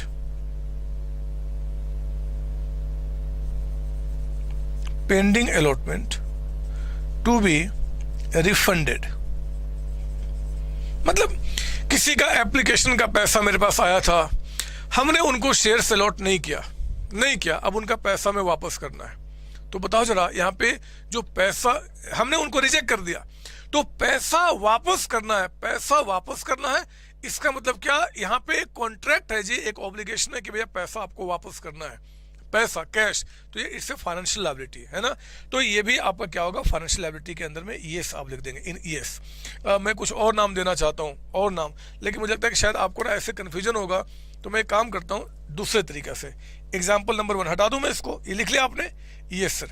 तो एग्जाम्पल नंबर 2 पे आप आओ, कुछ और नाम मैं आपको देना चाहता हूँ यहीं पे, ताकि और क्लियरिटी निकल के आए। ये लीजिए, मैं इसको मिटाता हूं और एग्जाम्पल नंबर 2 पे आपको लेकर आता हूं। लिखेंगे एग्जाम्पल नंबर 2 के अंदर में, इस बार ऐसे लिख देता हूं, क्या वो फाइनेंशियल एसेट है, क्या वो फाइनेंशियल लायबिलिटी है, या फिर नन, कुछ भी नहीं है। आपको यहां पे अब करना है, ठीक है ना, आपको अच्छा लगेगा। आओ जरा मैं कुछ और नाम लेता हूं, जैसे कि एक हो गया आपका यहां पे इनकम टैक्स पेबल, एक नाम लेता हूं मैं आपको यहां पे डिविडेंड पेबल, जो डिविडेंड आपको पे करना है, ठीक है ना। तीसरा नाम प्रोपोज्ड डिविडेंड, ठीक है। चौथा नाम आप यहां पे लिखिए, मैं और क्या नाम दूं आपका? एडवांस रिसीव्ड या फिर advance paid for purchase of fixed assets आपका, ठीक है ना। कुछ ऐसे नाम। पहले हम आते हैं इनकम टैक्स पेबल। आप मुझे बताओ, इनकम टैक्स जो पे करना है गवर्नमेंट को, ये आपका क्या फाइनेंशियल लायबिलिटी है कि नहीं है? समझते हैं। इनकम टैक्स पे करना मेरे बच्चे, इंड एस 109 कहता है, इट्स नॉट ए कॉन्ट्रैक्चुअल। यहां कोई कॉन्ट्रैक्ट नहीं है कि हाँ जी मैं आपको इनकम टैक्स पे करूंगा, आप मुझे ये दोगे। यहां कोई कॉन्ट्रैक्ट नहीं, यहां पे क्या है? It's a legal obligation. Sir ये कैसे सोचे? आप चिंता मत करो, मैंने कहा ना, मैं उतनी ही बातें बता रहा हूं जितना इस एस के लिए आपको रिक्वायरमेंट है। इसका डिटेल पढ़ेंगे ना जब हम आएंगे 109 के अंदर में। अभी आप सुनते रहे, चलो दिमाग में इफ और नहीं, अभी आप सीख रहे हो। हर एक चीज जो बोलूंगा बस हाँ सर ने ठीक बोला। तो हमने कहा कि यार इनकम टैक्स जो गवर्नमेंट को पे करना, it's not a contractual obligation, it's a legal obligation. और मेरे बच्चे लीगल ऑब्लिगेशन थोड़े, यहाँ पे हमने क्या बोला था? It's a contractual obligation. तो इनकम टैक्स पेबल जो है ना, वो ना तो ये है ना ये है, आपका नन में कवर होगा, यानी कि ये फाइनेंशियल एसेट्स भी नहीं है, फाइनेंशियल लायबिलिटी भी नहीं है। और तभी तो अगर आप यहां ध्यान से देखो, ये देखो करंट लायबिलिटी के अंदर में हम लोगों ने फाइनेंशियल लायबिलिटी में सिर्फ 3 नाम लिखा, फिर प्रोविजन और फिर का करंट टैक्स लायबिलिटी। ये करंट टैक्स लायबिलिटी देखो जरा, फाइनेंशियल लायबिलिटी के अंदर नहीं है, ये अलग से आपका दिख रहा है, तो ये आपका क्या होगा जी? ये आपका अलग से बच्चे नन के अंदर कवर होगा, है ना, ये अलग से। और हमारा ये आपका फॉर्मेट क्या बोलता है कि आपको इसको अलग से डिस्क्लोज करना, ठीक है। नेट का मतलब क्या होता है हम बाद में समझ लेंगे। मतलब फिलहाल यहाँ पे डिविडेंड पेबल, ये तो कॉन्ट्रैक्चुअल है। आपने मुझे शेयर्स दिया, आपने मेरे कंपनी के शेयर्स परचेज किए, प्रॉफिट होगा तो हम आपको क्या डिविडेंड पे करेंगे, और डिविडेंड पेबल है ना, मैंने डिक्लेयर कर दिया कि मैं पे करूंगा, देयर इज ए कॉन्ट्रैक्ट कि आपको मुझे पे करना पड़ेगा, it's payable, it's your financial liability, कोई डाउट नहीं सर। प्रपोज्ड, अरे डिविडेंड अभी प्रपोज्ड हुआ है, डिविडेंड अभी आपका प्रपोज्ड हुआ है, जो प्रपोज्ड है वो तो कोई ऑब्लिगेशन अभी है ही नहीं, पता नहीं क्या होगा डायरेक्टर्स के साथ मीटिंग में, एजीएम में क्या होगा, हमें कुछ नहीं पता, तो ये तो आपका नन में कवर होगा, और इसीलिए आपने एस में भी पढ़ा होगा, यहाँ भी हम पढ़ेंगे, इसको सिर्फ नोट्स टू अकाउंट में दिखाया जाता है, ये आपको फॉर्मेट के अंदर कहीं कवर नहीं होगा। Advance paid for purchase of fixed, जरा बताओ हमने कोई एडवांस पे किया है, सोचो मेरी बात, मुझे बिल्डिंग परचेज करना था, और उस बिल्डिंग को परचेज करने के लिए मैंने 5 लाख रुपीज का एडवांस दिया हुआ है, क्या ये जो 5 लाख का एडवांस दिया हुआ है इसके बदले में मुझे कैश लेना है? ना ना ना, क्या लेना है? बिल्डिंग लेना है, बिल्डिंग। तो मेरे बच्चे बिल्डिंग जो है ना वो आपका थोड़े फाइनेंशियल एसेट्स है, वो तो आपका जी टेंजिबल एसेट्स है, तो हम कहते हैं कि ये जो आपका होगा ना ये आपका नन में कवर होगा। मैं ऐसे किसी भी आइटम पे सोच सकता हूँ, मेरे सोचने की शक्ति जो है ना वो स्ट्रांग हो जाती है अगर मैं इस बात को समझ जाता हूँ कि फाइनेंशियल एसेट्स और फाइनेंशियल लायबिलिटी का मतलब क्या होता है। आइए जरा अब मैं आपको यहाँ तो फॉर्मेट में थोड़ा बताऊँ, नजर यहाँ डालेंगे, नजर यहाँ से देखेंगे आप। नॉन करंट एसेट्स में property, plant, equipment, capital work in progress, investment property, goodwill आपका, देख रहे हो इन्वेस्टमेंट प्रॉपर्टी को भी फाइनेंशियल एसेट से अलग किया गया। क्यों अलग किया गया? यही रीजन था क्योंकि जो इन्वेस्टमेंट इन प्रॉपर्टी किया ना, बिल्डिंग में आपने, लैंड में जो पैसा आपने इन्वेस्ट किया हुआ है, उस इन्वेस्टमेंट के बदले में आपने किसी से उस बिल्डिंग के बदले में कैश नहीं लेना, वो तो आपका हमेशा के लिए हो जाएगा। हाँ, अगर उस बिल्डिंग को किसी से सेल करने का एग्रीमेंट करूं तो बात समझ में आता है, अभी तो ऐसा कुछ है ही नहीं, बिल्डिंग मेरे पास पड़ा हुआ है, तो वो मेरा अलग से रिकॉर्ड होगा। गुडविल आपका हो गया, अदर इंटेंजिबल एसेट्स हो गया, फिर इनका अंडर डेवलपमेंट हो गया, biological assets other than bearer plant मैंने बता दिया है। बियरर प्लांट जो होगा बच्चे पीपीई के अंदर कवर होता है। बियरर प्लांट का मतलब जैसे कि आपका मैंगो का ट्री हो गया जिसके ऊपर फल आते हैं, तो वो ट्री जो है ना उसको हम क्या बोलेंगे? पीपीई के अंदर में।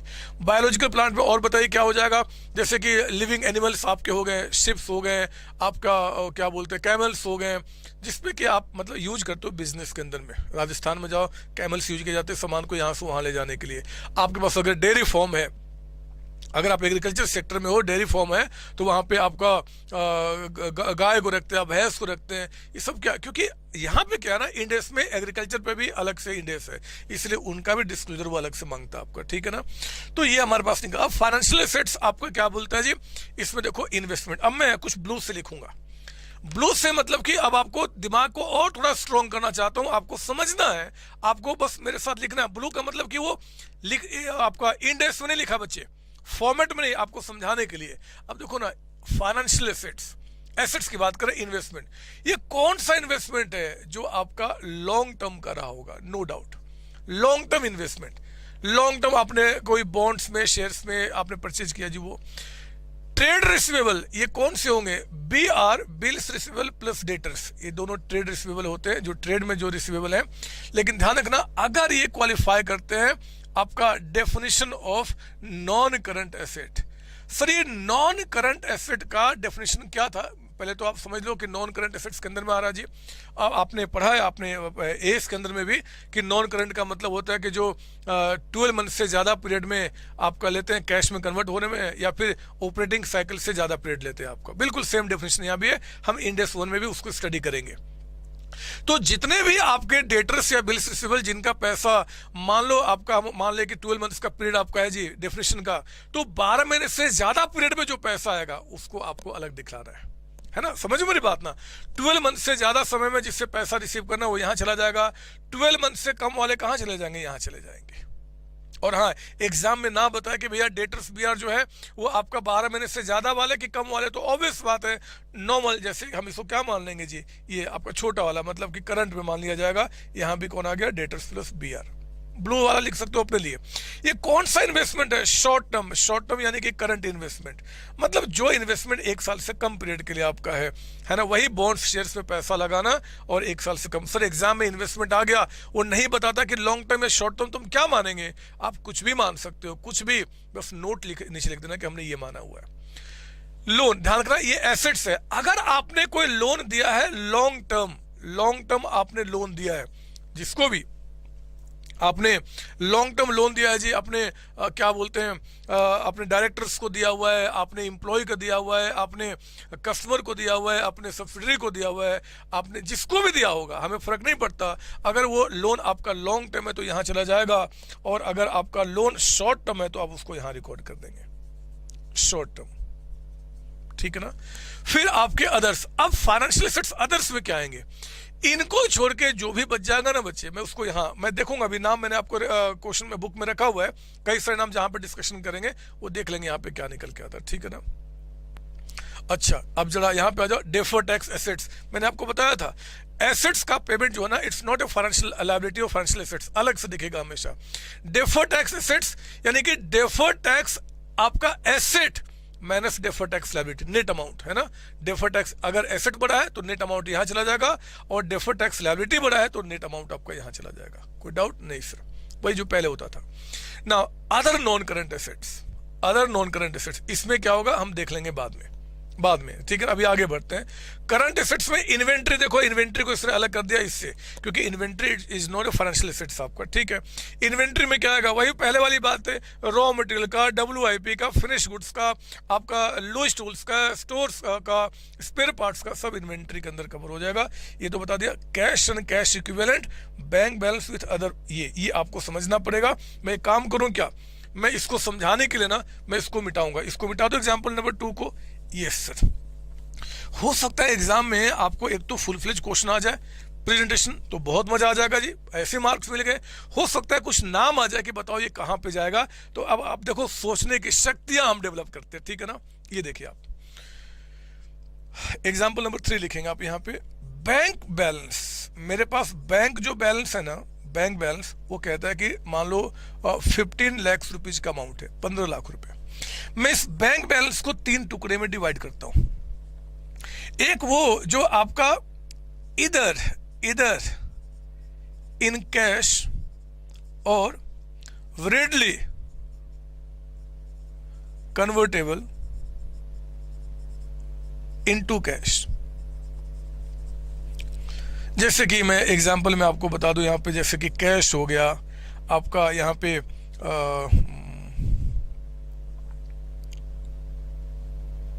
कैश तो छोड़ दो, चलो यहाँ कैश एंड बैंक बैलेंस कर देता हूँ मैं ताकि और क्लियरिटी आ जाए। जैसे कि इसमें कैश आ गया आपका जी, बैंक आ गया, जैसे कि आपका यहाँ पे मार्केटेबल सिक्योरिटीज हो गया। आपको पता है मार्केटेबल सिक्योरिटीज का मतलब वो इन्वेस्टमेंट जो कि विद इन 3 मंथ्स सेलेबल है, 3 महीने के अंदर हम बेच सकते हैं आपका। जैसे कि आपका चेक इन हैंड हो गया, या चेक इन ट्रांजिट, कोई चेक हमारे पास आ रहा है जी, या फिर कोई ड्राफ्ट आपका हो गया, या फिर आपका डिमांड डिपॉजिट्स का मतलब होता है फिक्स डिपॉजिट जो हमने किया हुआ है, बट जब चाहूँ तब उसको ब्रेक कर सकता हूँ, ऑन डिमांड ब्रेकेबल आपका होता है, वो सब आपका ये। तो ये सारा अमाउंट जो है ना, ये सारा अमाउंट मिलकर आउट ऑफ दिस 15 लाख, ये कहता है मान लो आपका 12 लाख रुपीज का अमाउंट है, 12 लाख रुपीज। फिर कहता है एक आपका यहाँ पे फिक्स डिपॉजिट है, एक और फिक्स डिपॉजिट है, बैंक में ही है ना, कहता है कि ₹2 लाख का, लेकिन ये कहता है कि मैच्योरिटी पीरियड आफ्टर 2 ईयर्स। मतलब ये आपका रेडली कन्वर्टेबल इनटू कैश नहीं है, ये आपका एफडी का पैसा है तो बैंक में ही 15 लाख में ही मिला हुआ है, लेकिन ये पैसा 2 साल के बाद आप इसको ब्रेक कर सकते हैं, उसके पहले नहीं। मैं आपको सोचने की शक्ति स्ट्रॉन्ग करा रहा हूं बस। और फिर मैं आपको कितना बच गया जी, 12 + 2 14, 1 लाख रुपए। और ये जो 1 लाख रुपए है ना, कहता है कि earn marked against dividend payable unclaimed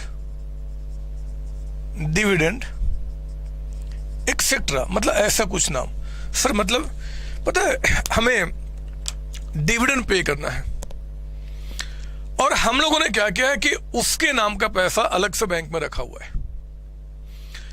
unclaim dividend, dividend जो हमने पे करना था, शेयर होल्डर्स हमसे पैसा मांगने नहीं आए, हमने उनका पैसा एक अलग से बैंक में जमा कर दिया जिसका नाम था अनक्लेम डिविडेंड। ये वो पैसा है बैंक में जो किसी एक पर्टिकुलर नाम से हमने खोल के रखा हुआ है। इसको है तो बैंक में पैसा, बट ये किसी खास पर्पस के नाम से पैसा रखा हुआ बैंक में आपका। ये पैसा आप जब चाहे तब यूज कर सकते हैं। 2 साल के बाद और ये 3 तरीके का हमें दिख रहा है। कहाँ रिकॉर्डिंग होगा मेरे प्यारे बच्चों? ये जो आपका बैंक है ना, ये 12 लाख रुपए, ये तो हो जाएगा कैश एंड कैश इक्विवेलेंट। ये देखो आप, कैश एंड कैश इक्विवेलेंट, यानी कि ये आपका कहां जाएगा? Under the head cash and cash equivalent. समझो मेरी बात यहां पे। ये जो बैंक है, क्या वो कैश एंड कैश इक्विवेलेंट है? नहीं सर। पहले इसको समझते हैं। ये कहां जाएगा? ये जाएगा आपका, ये देखो आपका वो बैंक का पैसा जो है ना बच्चे, बैंक बैलेंस अदर देन 0.3, इसके सिवाय जो आपका बैंक बैलेंस है। मतलब अभी मैं इसके बारे में बात नहीं कर रहा, ये पता है, ये हो गया bank balance other than cash and cash equivalent. और क्योंकि ये भी आपका करंट ही है, ये बहुत समय के लिए नहीं, 30 दिन के लिए, 45 दिन के लिए, 3 महीने के लिए टू द मैक्सिमम पैसा इस सब अकाउंट में रहता है, बाकी पैसा इसमें हट जाते हैं। तो ये सभी क्या आपका ये निकल के आया बच्चे, ये bank balance other than cash and cash equivalent, ठीक है ना। ये पैसा क्या होगा? पहली बात, ये 2 साल के लिए पैसा फ्रीज है। अगर 2 साल के लिए पैसा फ्रीज है मेरे बच्चे, जो बैंक में पैसा पड़ा हुआ है, तो ये करंट तो होगा नहीं, क्योंकि करंट वो होता है जो 1 साल में कैश में कन्वर्टेबल है। तो 1 साल से ज्यादा यानी कि ये करंट नहीं होगा, ये नॉन करंट होगा। हमें यहां पे कहीं समझना होगा कि कहां जाएगा। क्या प्रॉपर्टी प्लांट इक्विपमेंट है? नहीं। कि कैपिटल WIP? नहीं। इन्वेस्टमेंट है? नहीं। अरे इतना क्या सोचना है, तो फाइनेंशियल एसेट्स ना, इसके बदले में पैसा ही तो लेना है। तो मैं इधर ढूंढू ही क्यों ना फाइनेंशियल एसेट्स में आ जाऊं। क्या कोई ये इन्वेस्टमेंट है लॉन्ग टर्म का? नहीं, ये इन्वेस्टमेंट नहीं कहा जाएगा। इन्वेस्टमेंट का मतलब बॉन्ड, शेयर, इस समय पैसा आपने क्या इन्वेस्ट किया है। ये तो आपका जी बैंक में पैसा पड़ा हुआ है। ट्रेड रिसीवेबल नहीं, लोन दिया ना। अदर्स क्या यहां लिखो? यस, ये पैसा हमारे यहां पे कवर होगा, क्योंकि ये अदर्स में हो। ये तीनों में से कहीं भी नहीं दिख रहा मेरे बच्चे, ये अदर्स में आपका जाएगा। तो जो हमने बैंक में डिपॉजिट किया ना, या फिर फिक्स डिपॉजिट कह देगा, बैंक डिपॉजिट कह देगा, जिसका मेच्योरिटी 2 साल के बाद है, ये आपका नॉन करंट एसेट के अंदर में, कहां जी? अदर आपका नॉन करंट फाइनेंशियल एसेट्स के अंदर में दिखाया जाएगा। बात सुना रही है? ये यहां पे इसका पोस्टिंग है। ऐसे बातें समझनी पड़ेंगी। कोई डाउट इसके अंदर में? सर नहीं, लेकिन सर हमें प्रैक्टिस करना पड़ेगा। ऑब्वियस बात है, प्रैक्टिस करना पड़ेगा। आप जब 2-3 बार इसको लिख लोगे, अभी क्वेश्चन में सोल्व कराऊंगा, अभी तो आपको ज्यादा क्लियरिटी आएंगी। अभी तो फर्स्ट टाइम आप पढ़ रहे हो। अच्छा, ये करंट टैक्स एसेट्स मैंने बता दिया जी। ये क्या आपका है जी? मैं थोड़ा सा आपको यहाँ पे बता दूं, यहीं पे लिख के। फिर बच्चे करंट टैक्स एसेट्स का मतलब है, यहाँ पे देखो जरा, ये एसेट साइड है कि लायबिलिटी साइड? ये एसेट साइड है। तो कहते हैं कि अगर आपका एडवांस टैक्स, जो आपने एडवांस टैक्स पे किया है, लेस आपका इनकम टैक्स पेबल,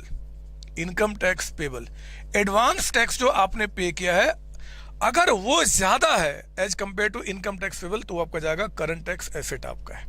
और वाइस वर्सा, यहाँ पे करंट टैक्स लायबिलिटी का मतलब हो गया कि अगर आपका इनकम टैक्स लायबिलिटी माइनस आपका क्या था जी? वो एडवांस टैक्स, माइनस आपका एडवांस टैक्स, ये अगर आपका ज्यादा निकल के आता है इनकम टैक्स लायबिलिटी, तो फिर क्या हो जाएगा? करंट टैक्स लायबिलिटी बन जाएगा। बात सुना रही है? ये करंट है। डेफर्ड का मतलब मैंने आपको बता दिया, जब डेफर्ड टैक्स, यहाँ पे एसेट ज्यादा है, डेफर्ड टैक्स लायबिलिटी कम है, तो यहाँ पे एंड वाइस वर्सा। और ये आपका बात सुना रही है, और ये हमारे फाइनेंशियल थोड़े ही है। मैं थक गया। जिंदगी आजकल जो है ना, लगता है कि एस इंडेस में गुजर जाएगी। मस्ती जो था ना बच्चे लाइफ की मेरी, सब खत्म हो चुकी है। रोज सोचता हूं कि अब जो अगला दिन आएगा उसको एंजॉय करूंगा, बच्चों के साथ मस्ती करूंगा, फैमिली है, मम्मी पापा है, वाइफ है, बच्चे हैं, दादा दादी ने भगवान जी के पास चले गए, मेरी भी ज़्यादा हो चुकी है इसलिए। बट मैं चाहता हूं कि सबके साथ एंजॉय करूं, भाई बहन है, लेकिन कहाँ मिलता है। आपके चक्कर में एस इंडेस, सुबह उठो एस, शाम को इंडेस। आजकल खाने में भी पूछते हैं कोई नहीं कि क्या खाना, तो ए से इंडेस ही बोलने का मन करता है। आपकी जिंदगी ऐसी नहीं होनी चाहिए। आप अपनी डिग्री को क्वालिफाई करने के बाद भी ना आप बिजनेस करो। टीचर बनने में कोई फायदा नहीं है, देख ही रहो जिंदगी खराब। आप बिजनेस करो। कंपनी में मन करता ना कि काम करना, मुझे कंपनी में जॉब करना, मजा नहीं है वहां पे भी। आप बहुत समय तक उस चीज को एंजॉय नहीं करोगे। अगर आपके अंदर में क्रिएटिविटी है, मन करता है यार बस मेरा नाम हो, मेरा ब्रांड हो, मेरी कंपनी का ब्रांड हो, मैं अपने लिए काम करूं, तो बिजनेस करो बस।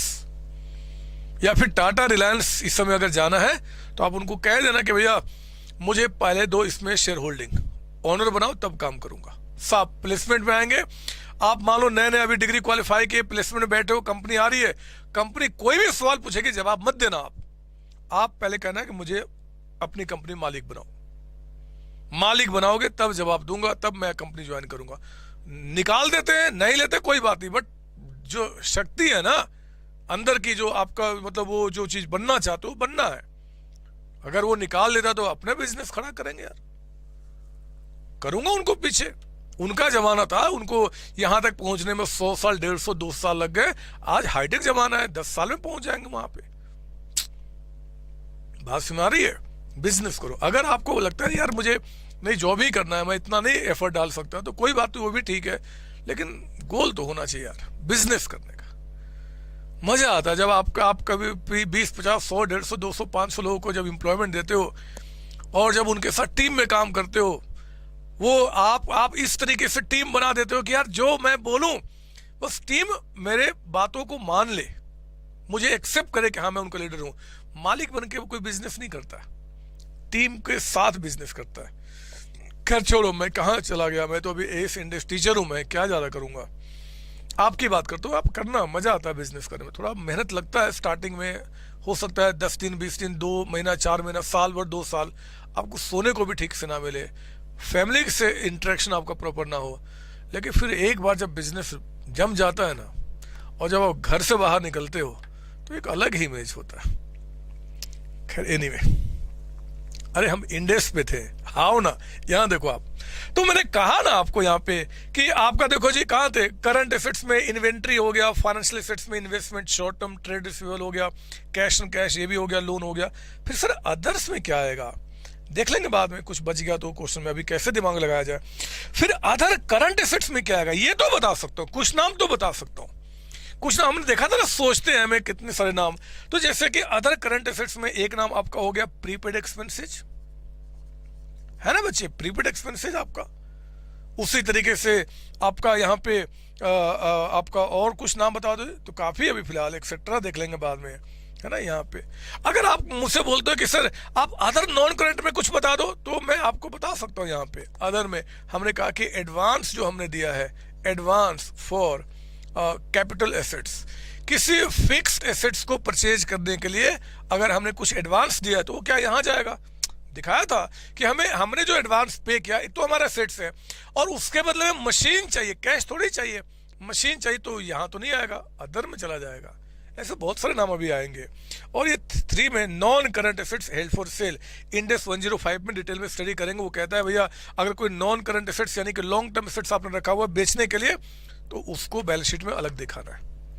ये एसेट्स वो दिखेंगे जो आपके साथ चलेंगे कई साल तक, जिनको बेचने के लिए रखा हुआ आपने उसको आप अलग दिखाना, ठीक है ना। ये हो गया आपका। आओ ना लायबिलिटी साइड में, इक्विटी में equity share capital, other equity, equity को और डिटेल में थोड़ा देखते हैं। आपका इक्विटी आएगा, कोई कन्वर्टेबल है, जैसे कोई सिक्योरिटी आपके पास है, सिक्योरिटी मतलब कोई शेयर्स है, प्रेफरेंस शेयर्स हैं जी, डिवेंचर्स हैं, जो फ्यूचर में एक सर्टेन टाइम पीरियड के बाद आपके इक्विटी में कन्वर्ट होने वाले हैं। तो ये सभी हमारे पोटेंशियल इक्विटी कहे जाते हैं, यहां पे कवर किए जाएंगे। कैसे मैं दिखाऊंगा, ये इक्विटी के अंदर चला गया, equity share capital. Other equity, अगर आप मुझसे ना पूछो कि यार सिंपल शब्द बताओ ये क्या है, तो मैं कह दूं ये रिजर्व एंड सरप्लस, और कुछ भी नहीं, रिजर्व एंड सरप्लस लिख लो आप। यहाँ आपको जितने भी रिजर्व सरप्लस होंगे ना उसको आप यहां दिखाएंगे अदर इक्विटी के अंदर में। समझ मेरी बात, यहाँ पे अदर इक्विटी में आपको चला जाएगा रिजर्व सरप्लस ना। अब हम आगे लायबिलिटी में नॉन करंट में, एक तो बोरविंग्स, कौन से बोरविंग्स है, ये लॉन्ग टर्म बोरविंग्स, लॉन्ग टर्म, है ना, लॉन्ग टर्म बोरिंग्स। एग्जाम्पल बताओ, आप बता सकते हो।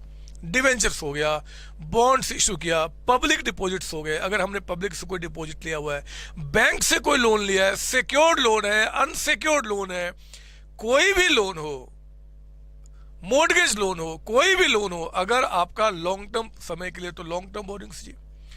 ट्रेड पेबल में अगेन आपका creditors and bills payable, creditors plus bills payable, है ना, कब? If comes under non current, मतलब अगर ये पेबल है 12 महीने से ज्यादा समय के अंदर में, एज पर डेफिनेशन ऑफ जो भी आपका करंट लायबिलिटी का होगा, तो कहता है कि 12 महीने से ज्यादा, तो फिर यहां चले जाएंगे जी।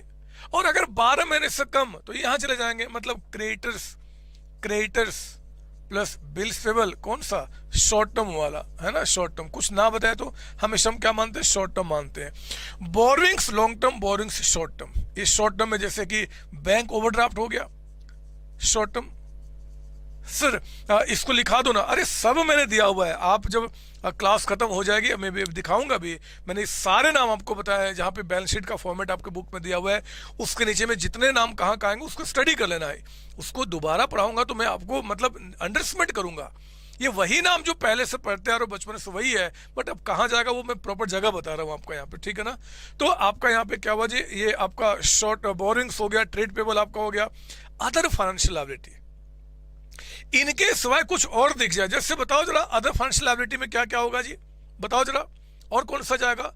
तो एक तो फाइनेंशियल लायबिलिटी होना चाहिए, मतलब हमें पे करना है। तो मैं आपको बताऊं क्या, ये करंट है ना, ये देखो आप, अगर मान लो कोई आउटस्टैंडिंग इंटरेस्ट है, इंटरेस्ट है ना, ऑन लोन पे कोई इंटरेस्ट पे करना है, डिवेंचर्स पे कोई इंटरेस्ट पे करना है, ये सब क्या फाइनेंशियल लायबिलिटी है, हमें पे करना है। और क्या अदर में चला जाएगा, एक्सेट्रा एक्सेट्रा जो भी आपका हो जाएगा, ठीक है ना। प्रोविजंस जितने बनेंगे, ये देखो आप यहाँ पे सॉरी यहाँ नहीं बताया मैंने, अदर फाइनेंशियल लायबिलिटी। अगर कोई और भी हुआ हम देख लेंगे क्वेश्चन के साथ, और क्या यहाँ पे होगा जी लॉन्ग टर्म में, और यहाँ पे शॉर्ट टर्म वाला मैंने बता दिया। प्रोविजंस कौन से हैं? लॉन्ग टर्म वाले। लॉन्ग टर्म प्रोविजंस जो होते हैं जनरली एम्प्लॉय के होते हैं, एम्प्लॉय के नाम पे, जैसे कि प्रोविडेंट फंड में कुछ पैसा ट्रांसफर किया है, ग्रेचुइटी फंड में कुछ पैसा ट्रांसफर किया है, अपने एम्प्लॉय को देना है जी रिटायरमेंट के टाइम पे, आपका ऐसे क्या बोलते हैं वो, ये प्रोविजन फॉर एम्प्लॉयज बेनिफिट कुछ रखा हुआ है, प्रोविजन फॉर एम्प्लॉय, मतलब कोई भी आपका लंबे समय के लिए प्रोविजन हो, प्रोविजन फॉर वारंटी हो गया, प्रोविजन फॉर वारंटी, कोई आपका वारंटी जो 10 साल तक कवर करेगा जी, उसके लिए कुछ प्रोविजन बनाया हुआ, तो लॉन्ग टर्म वाले सारे यहां चले जाएंगे। वही प्रोविजन अगर आपका शॉर्ट टर्म है तो यहां चला जाएगा। जैसे कि आपका शॉर्ट टर्म में कौन कौन से हो जाएंगे जरा बताइए। प्रोविजन फॉर रिपेयर हो गया, है ना, जैसे कि प्रोविजन फॉर रिपेयर आपका हो गया, प्रोविजन फॉर आपका वारंटी हो गया जी शॉर्ट टर्म वाला, एक्सेट्रा एक्सेट्रा, बहुत सारे नाम आएंगे, हम देख लेंगे बाद में यहाँ पे आपका। हाँ, प्रोविजन फॉर डाउटफुल डेट्स मत सोच लेना, क्योंकि वो पहले जैसा होता है कि करंट एसेट्स में से माइनस करते हुए दिखाते हैं, वही काम करेंगे, ठीक है ना। करंट टैक्स लायबिलिटी नेट बता दिया। अदर करंट लायबिलिटी में क्या आएगा मैंने आपको बता दिया, जो फाइनेंशियल लायबिलिटी नहीं है। और अदर में जैसे कि आपका एडवांस इनकम, हमने कोई एडवांस इनकम रिसीव किया है जी, अर्नड इनकम, ये सब यहाँ चले जाएंगे। और ये जो एसेट्स जिनको रखा है ना आपने बेचने के लिए, नॉन करंट, इससे जुड़ा हुआ इनके ऊपर कोई लायबिलिटी होगा, उसको भी हमें अलग से डिस्क्लोज करना होगा, आपका दोनों से टैली कर जाएगा। आप प्लीज कॉपी करें इसको बहुत अच्छी तरीके से। फिर मैं अब आपको क्या करता हूं जी, मैं आपको जो आपके जो रजिस्टर, माफ कीजिए, आपकी बुक में जो फॉर्मेट है उसमें, और उनमें कौन कौन से नाम कहाँ कहाँ जाएंगे, हम उनके बारे में आपसे डिस्कशन करते हैं। जल्दी से प्लीज आप कॉपी करेंगे इसको, आप जल्दी से कॉपी करेंगे।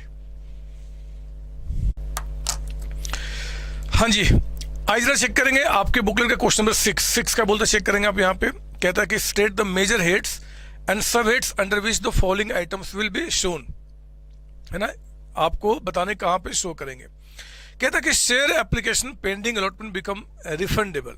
जरा सोचो, शेयर एप्लीकेशन का पैसा आया था, हमने शेयर्स अलॉट नहीं किया, अब उनका पैसा हमें वापस करना है। तो यहाँ पे एक तो पैसा वापस करना है, कैश हमें वापस करना है। लायबिलिटी है मेरे बच्चे, एक तो हम आगे लायबिलिटी साइड में, ये पैसा वापस करना है क्या लंबे समय के बाद, ये शॉर्ट में, ऑब्वियस बात है शॉर्ट में, यानी कि करंट लायबिलिटी के अंदर आएगा। और पैसा वापस करने का मतलब कि फाइनेंशियल लायबिलिटी। मैं आपको सोचने का तरीका बता रहा हूँ, मेरे पास तरीका था, मैं आपको जैसे मैंने बुक में देखेंगे हर एक हेडिंग में कौन कौन से नाम आएंगे, मैंने उनका डिटेल दिया हुआ है, लेकिन वहां पे मजा नहीं आएगा एग्जाम के अंदर में। आप रियल लाइफ में आप मजा नहीं कर पाएंगे।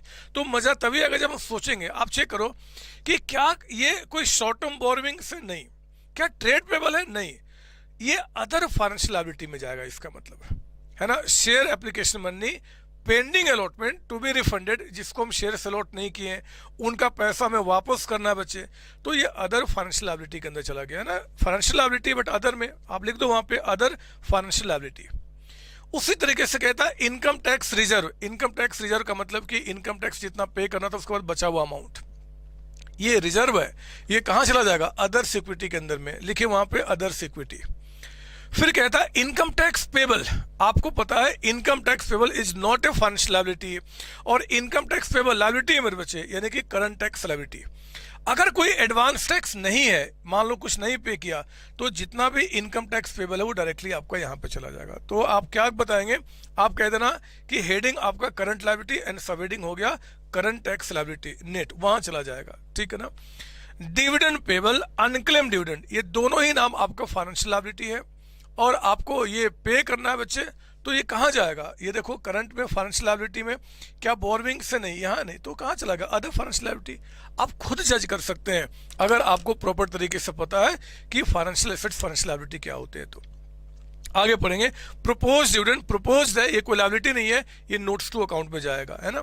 शेयर ऑप्शन आउटस्टैंडिंग अकाउंट, मेरे बच्चे ये वो अमाउंट है जो हमने रखा हुआ है प्रॉफिट से निकालकर, और फ्यूचर में जब आपके एम्प्लॉय को जब शेयर्स दिया जाएगा ईसॉप, तो उसमें एडजस्ट करने के लिए ये हमारा रिजर्व होता है, ये अदर सिक्योरिटी के अंदर जाएगा, ठीक है ना, other equity. Finance lease obligation, finance lease पे कोई आपने लिया हुआ है, ऑब्लिगेशन है, लायबिलिटी है मेरे बच्चे। तो फाइनेंस लीज ऑब्लिगेशन जब भी कह देगा इट्स ए कॉन्ट्रैक्ट टू पे अमाउंट अगेंस्ट फाइनेंस लीज आपका, तो ये आपका लॉन्ग टर्म लायबिलिटी होता है, लॉन्ग टर्म, और क्योंकि इसको हमें कैश में पेमेंट करना है, इट्स ए फाइनेंशियल लायबिलिटी, तो आप क्या करेंगे, फाइनेंशियल में बोरोइंग इसके अंदर दिखाएंगे, कर्ज लिया है मेरे बच्चे यहाँ पे फाइनेंस लीज आपने, तो बोरोइंग इसके अंदर चला जाएगा, ठीक है ना। उसी तरीके से कहता है आपका यहाँ पे current maturity of finance lease obligation. Current maturity है, जो फाइनेंस लीज था उसका पेमेंट करना अब हमने, कोई भी लॉन्ग टर्म के लिए अगर आप पैसा लेते हैं, तो अब जब उसका करंट मैच्योरिटी आ गया, यानी कि आप करंट में चले गए, लेकिन इसमें मत लिख देना बच्चे, जो कभी लॉन्ग टर्म आपका बोरोइंग्स था वो अचानक शॉर्ट टर्म नहीं होगा, शॉर्ट टर्म तभी होगा जब लोन को लेने के टाइम पे वो शॉर्ट टर्म पर्पस के लिए था आपका, है ना। अगर लॉन्ग टर्म बोरोइंग्स का करंट मैच्योरिटी हो गया तो यहाँ नहीं, यहाँ भी नहीं, फिर कहाँ जाएगा, अदर फाइनेंशियल लायबिलिटी के अंदर में, हम यहाँ पे उसको रिकॉर्ड करेंगे। फिर कहता है आपका डिवेंचर्स बॉन्ड, नो डाउट कि आपका ये लॉन्ग टर्म लायबिलिटी है, तो आपके बोरोइंग्स लॉन्ग टर्म में चले जाएंगे। हो सकता है एग्जाम में कहीं बोल दे कि भैया आपका debentures bonds taken for the period of आपका 8 मंथ्स 9 मंथ्स, इन केस अगर बोलता है तो फिर शॉर्ट टर्म बोरोइंग्स, ना तो फिर लॉन्ग टर्म जी हमेशा। कहता है कि लोन रिपेबल ऑन डिमांड, कोई भी लोन कोई भी लायबिलिटी रिपेबल ऑन डिमांड है तो करंट हो गया, और करंट में आपका क्या, loan repayable on demand borrowings में जाएगा बच्चे। लोन लेते समय ही आपको पता था कि इट्स पेबल ऑन डिमांड आपका है, तो फाइनेंशियल लायबिलिटी एंड बोरोइंग्स के अंदर जाएगा, ठीक है ना। ये चीजें आपको निकल के आएंगी। अगला कहता है, एम पढ़ना बड़ा इंपॉर्टेंट है, bank deposit for more than 12 months remaining maturity. Bank deposit से, हमने बैंक में कोई पैसा जमा किया हुआ है, लेकिन वो पैसा आपका 12 महीने के बाद ही मैच्योर्ड होगा। तो मैंने आपको बताया तो था कि अगर बैंक में कोई पैसा है और 12 महीने से ज्यादा पीरियड के लिए, तो कहां जाएगा, नॉन करंट एसेट्स में। ये देखिए आप यहाँ पे कहा गया, नॉन करंट एसेट्स के अंदर में, और ये किस में जाएगा मेरे बच्चे, इन कहा गया वो कहाँ चला गया, ये अदर नॉन करंट एसेट्स के अंदर में। एक आता ना मैंने आपके अदर नॉन करंट जो फाइनेंशियल एसेट्स आपके हैं, सॉरी अदर्स, यहाँ पे मैं बात कर रहा हूँ, तो फाइनेंशियल एसेट्स में ये दोबारा सुनिए आप, एक तो बैंक में पैसा है तो बैंक से हमें पैसा लेना है ना, एक कॉन्ट्रेक्चुअल ऑब्लिगेशन है 12 महीने से ज्यादा समय के बाद, तो आपका फाइनेंशियल एसेट्स हो गया, ठीक है ना। वो किस में जाएगा, इन्वेस्टमेंट है नहीं, ट्रेड रिसीवेबल है नहीं, लोन्स है नहीं, अदर्स में जाएगा, है ना। इस तरीके से हम इसका क्लासिफिकेशन करेंगे। कोई डाउट इसके अंदर में नहीं सर। आज जरा 7 क्वेश्चन देखेंगे बच्चे, 7 क्वेश्चन क्या निकल के आ रहा है पढ़ेंगे आप। अगेन आपको major heads and sub heads बताने। कहता है कि प्रोविजन फॉर एक्सपेंस। देखो प्रोविजन फॉर एक्सपेंस जो होता है, ये आपका एक्सपेंस को पे करने का प्रोविजन, जैसे कोई रिपेयरिंग आपका हो गया, कुछ ऐसा आराम, तो छोटे मोटे खर्चे होते हैं, उसका प्रोविजन बनना शॉर्ट टर्म के लिए। तो प्रोविजन फॉर एक्सपेंस आपका शॉर्ट टर्म प्रोविजन हो गया, यानी कि आपको लायबिलिटी साइड में आप क्या करेंगे, करंट लायबिलिटी के अंदर में प्रोविजन शॉर्ट टर्म इसके अंदर में हमें दिखाना होगा, ठीक है ना। कहता है कि कॉल्स इन एरियर, मेरे बच्चे calls in arrear, share forfeiture account, वो सबका एडजस्टमेंट इक्विटी शेयर कैपिटल के अंदर ही होता है। मैंने आपको जब डिटेल जो फॉर्मेट यहाँ पे दिया हुआ आप उसको देखेंगे, हम बाद में उस थ्योरी पे चर्चा भी करेंगे। फिर कहता है सी के अंदर में चेक करेंगे आप यहाँ पे प्रोविडेंट फंड, ग्रेचुइटी फंड। ये प्रोविडेंट फंड, ग्रेचुइटी फंड जो होता है ये इंप्लॉय के नाम पे लॉन्ग टर्म प्रोविजन है, तो आपके लॉन्ग टर्म प्रोविजन के अंदर में हम इसको शो करेंगे, यानी कि नॉन करंट लायबिलिटी के अंदर में। लेकिन क्वेश्चन कहते हैं पीएफ पेबल, डी पॉइंट ई में कहता है ईएसआई पेबल या फिर ग्रेचुइटी पेबल, जो पेबल हो चुका है, जो पेबल हो चुका है, अब तुम्हें पे करना है, तो ये प्रोविजन रहा नहीं। फिर क्या होगा जी, अगर हमें ये पे करना है मेरे बच्चे, तो अब आपका करंट लायबिलिटी के अंदर चला गया। क्या ये बोरविंग्स है? नहीं। क्या ये ट्रेड पेबल है? नहीं। तो फिर कहां चला गया? Other financial liability. समझो मेरी बात, यहाँ पे ये अदर फाइनेंशियल लायबिलिटी के अंदर में इसको कवर किया जाएगा। फिर देखेंगे प्रोविजन फॉर एम्प्लॉय। मेरे प्यारे बच्चों, कुछ ना बताया तो हमेशा provision for employ long term माना जाएगा, आप लॉन्ग टर्म प्रोविजन के अंदर दिखाएंगे। कहता है कि स्टोर्स एंड स्पेयर पार्ट्स, ये तो इन्वेंट्री है, लो स्टोर्स इन्वेंट्री है, ये दोनों इन्वेंट्री कहां चला गया आपका? इन्वेंट्री के अंदर में। ये करंट एसेट्स के अंदर में, करंट एसेट्स के अंदर इन्वेंट्रीज के अंदर इसको कवर किया जाएगा। और आगे बढ़ते हैं यहाँ पे, कहता है कि टूल्स एंड इक्विपमेंट, ये तो आपका प्रॉपर्टी प्लांट इक्विपमेंट में चला जाएगा।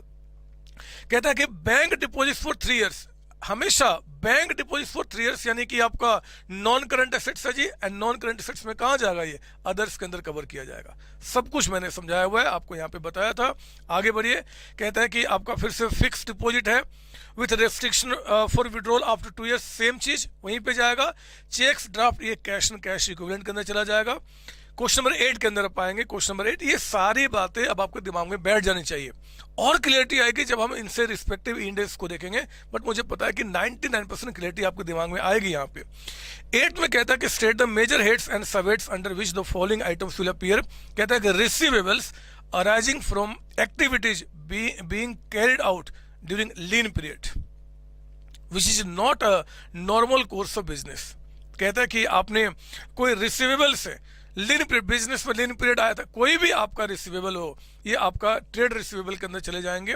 कहता है बी कैपिटल कमिटमेंट, मेरे बच्चे कैपिटल कमिटमेंट को बैलेंस शीट के बाद नीचे नोट्स में लिखा जाता है, नोट्स टू अकाउंट में। अभी आगे मैं इसका चर्चा करूंगा जब फाइनेंशियल स्टेटमेंट को डिटेल में स्टडी करेंगे। कंटीजेंट लायबिलिटी में नोट्स टू अकाउंट में जाएगा आपका। Forfeited share capital, equity share capital heading के अंदर चला जाएगा।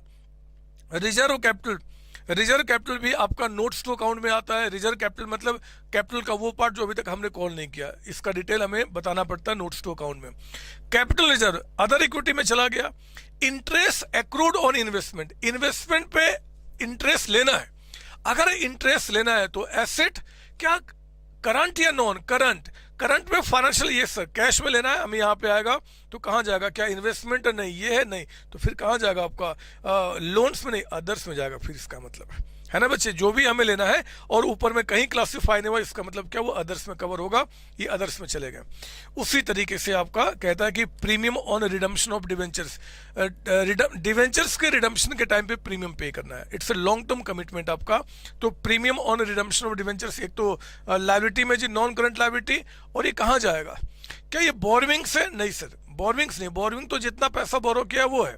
फिर कहाँ जाएगा? ये अदर फाइनेंशियल लायबिलिटी के अंदर में, है ना बच्चे। रिडम्पशन के टाइम पे जो एक्स्ट्रा पेमेंट करना है वो तो हमने कर्ज लिया नहीं है, बोरिंग में तो एक्चुअल कर्ज दिखाया जाएगा, अदर फाइनेंशियल लायबिलिटी।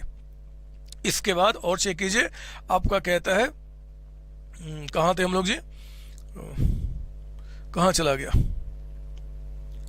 हाँ, एच पॉइंट कहता है कि deposits with electricity supply company, मतलब हमने सिक्योरिटी डिपॉजिट्स दिया है, तो ये कमिटमेंट है लॉन्ग टर्म के बाद पैसा वापस लेने का। एसेट्स के अंदर आप आएंगे, सिक्योरिटी डिपॉजिट्स आपने दिया है, ये फाइनेंशियल एसेट्स है, कहाँ कवर होगा जी? अदर्स के अंदर में। मैंने आपको बताया था सिक्योरिटी डिपॉजिट देना अदर्स में कवर किया जाएगा। आगे पढ़ेंगे माइनिंग राइट्स, ये आपका इंटेंजिबल एसेट्स है। प्रोविजन फॉर डाउटफुल डेट्स, मेरे बच्चे ये आपके करंट एसेट्स के अंदर में, करंट एसेट्स के अंदर में फाइनेंशियल एसेट्स में जो ट्रेड रिसीवेबल है ना, उसी में डेटर्स में से माइनस करते हुए दिखाते हैं। प्रेजेंटेशन कैसे किया जाएगा अभी डिस्कशन करना बाकी है, ठीक है ना। अभी हम फाइनेंशियल स्टेटमेंट को एक्चुअली चेक कर रहे हैं कि कौन सा आइटम कहाँ पे रिकॉर्ड किया जाएगा। फिर पढ़ेंगे आप यहाँ पे long term loan from the debtors, हमने डेटर से, कस्टमर से, डायरेक्टर से लॉन्ग टर्म लोन लिया है मेरे बच्चे, लोन हमने लिया है तो लायबिलिटी आपका है। और ये जो आपका नॉन करंट लायबिलिटी लोन कौन सा, बोरोइंग चला जाएगा आपका, है ना, लॉन्ग टर्म आपने लिया है। अगर हमने शॉर्ट टर्म लोन लिया तो फिर कहाँ चला जाएगा, शॉर्ट टर्म बोरोइंग्स में, यानी कि फाइनेंशियल लायबिलिटी आपका ये। अब समझो मेरी बात ना, इस तरीके से आइटम्स का ही क्लासिफिकेशन होगा। आप जरा आइए 9th क्वेश्चन देख लो आप यहाँ पे। 9th क्वेश्चन आपका कहता है कि balance of profit loss account check करेंगे आप। यहाँ पे कहता है balance of profit loss account. ये balance of profit loss account मेरे बच्चे लॉस है, और हमारा इंड एस 1 कहता है कि देखो जी, अगर प्रॉफिट लॉस से आपको लॉस हुआ है तो उस लॉस को भी आपको अदर इक्विटी में एज नेगेटिव बैलेंस दिखाना। बिल्कुल वही जो हम पहले पढ़ा करते थे।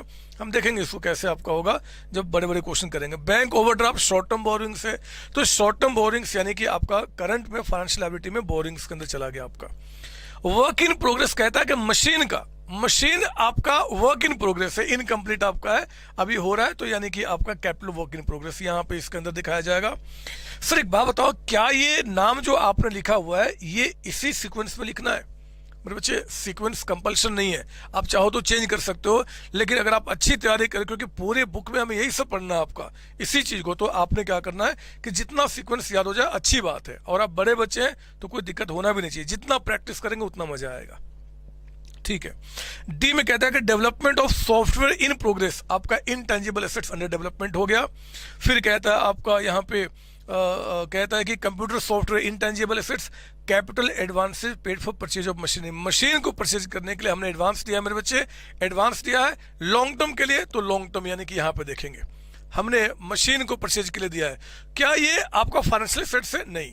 तो कहाँ जाएगा आपका अदर नॉन करंट एसेट्स, क्योंकि फाइनेंशियल एसेट्स का मतलब होता है जो जिसके बदले में कैश या फिर आपका दूसरे फाइनेंशियल इंस्ट्रूमेंट आपको रिसीव होने हैं। तो यहाँ पे तो ऐसा नहीं है, ये तो हम मशीन लेंगे। यहाँ लिखा भी था मैंने आपका अदर नॉन करंट एसेट्स के अंदर में।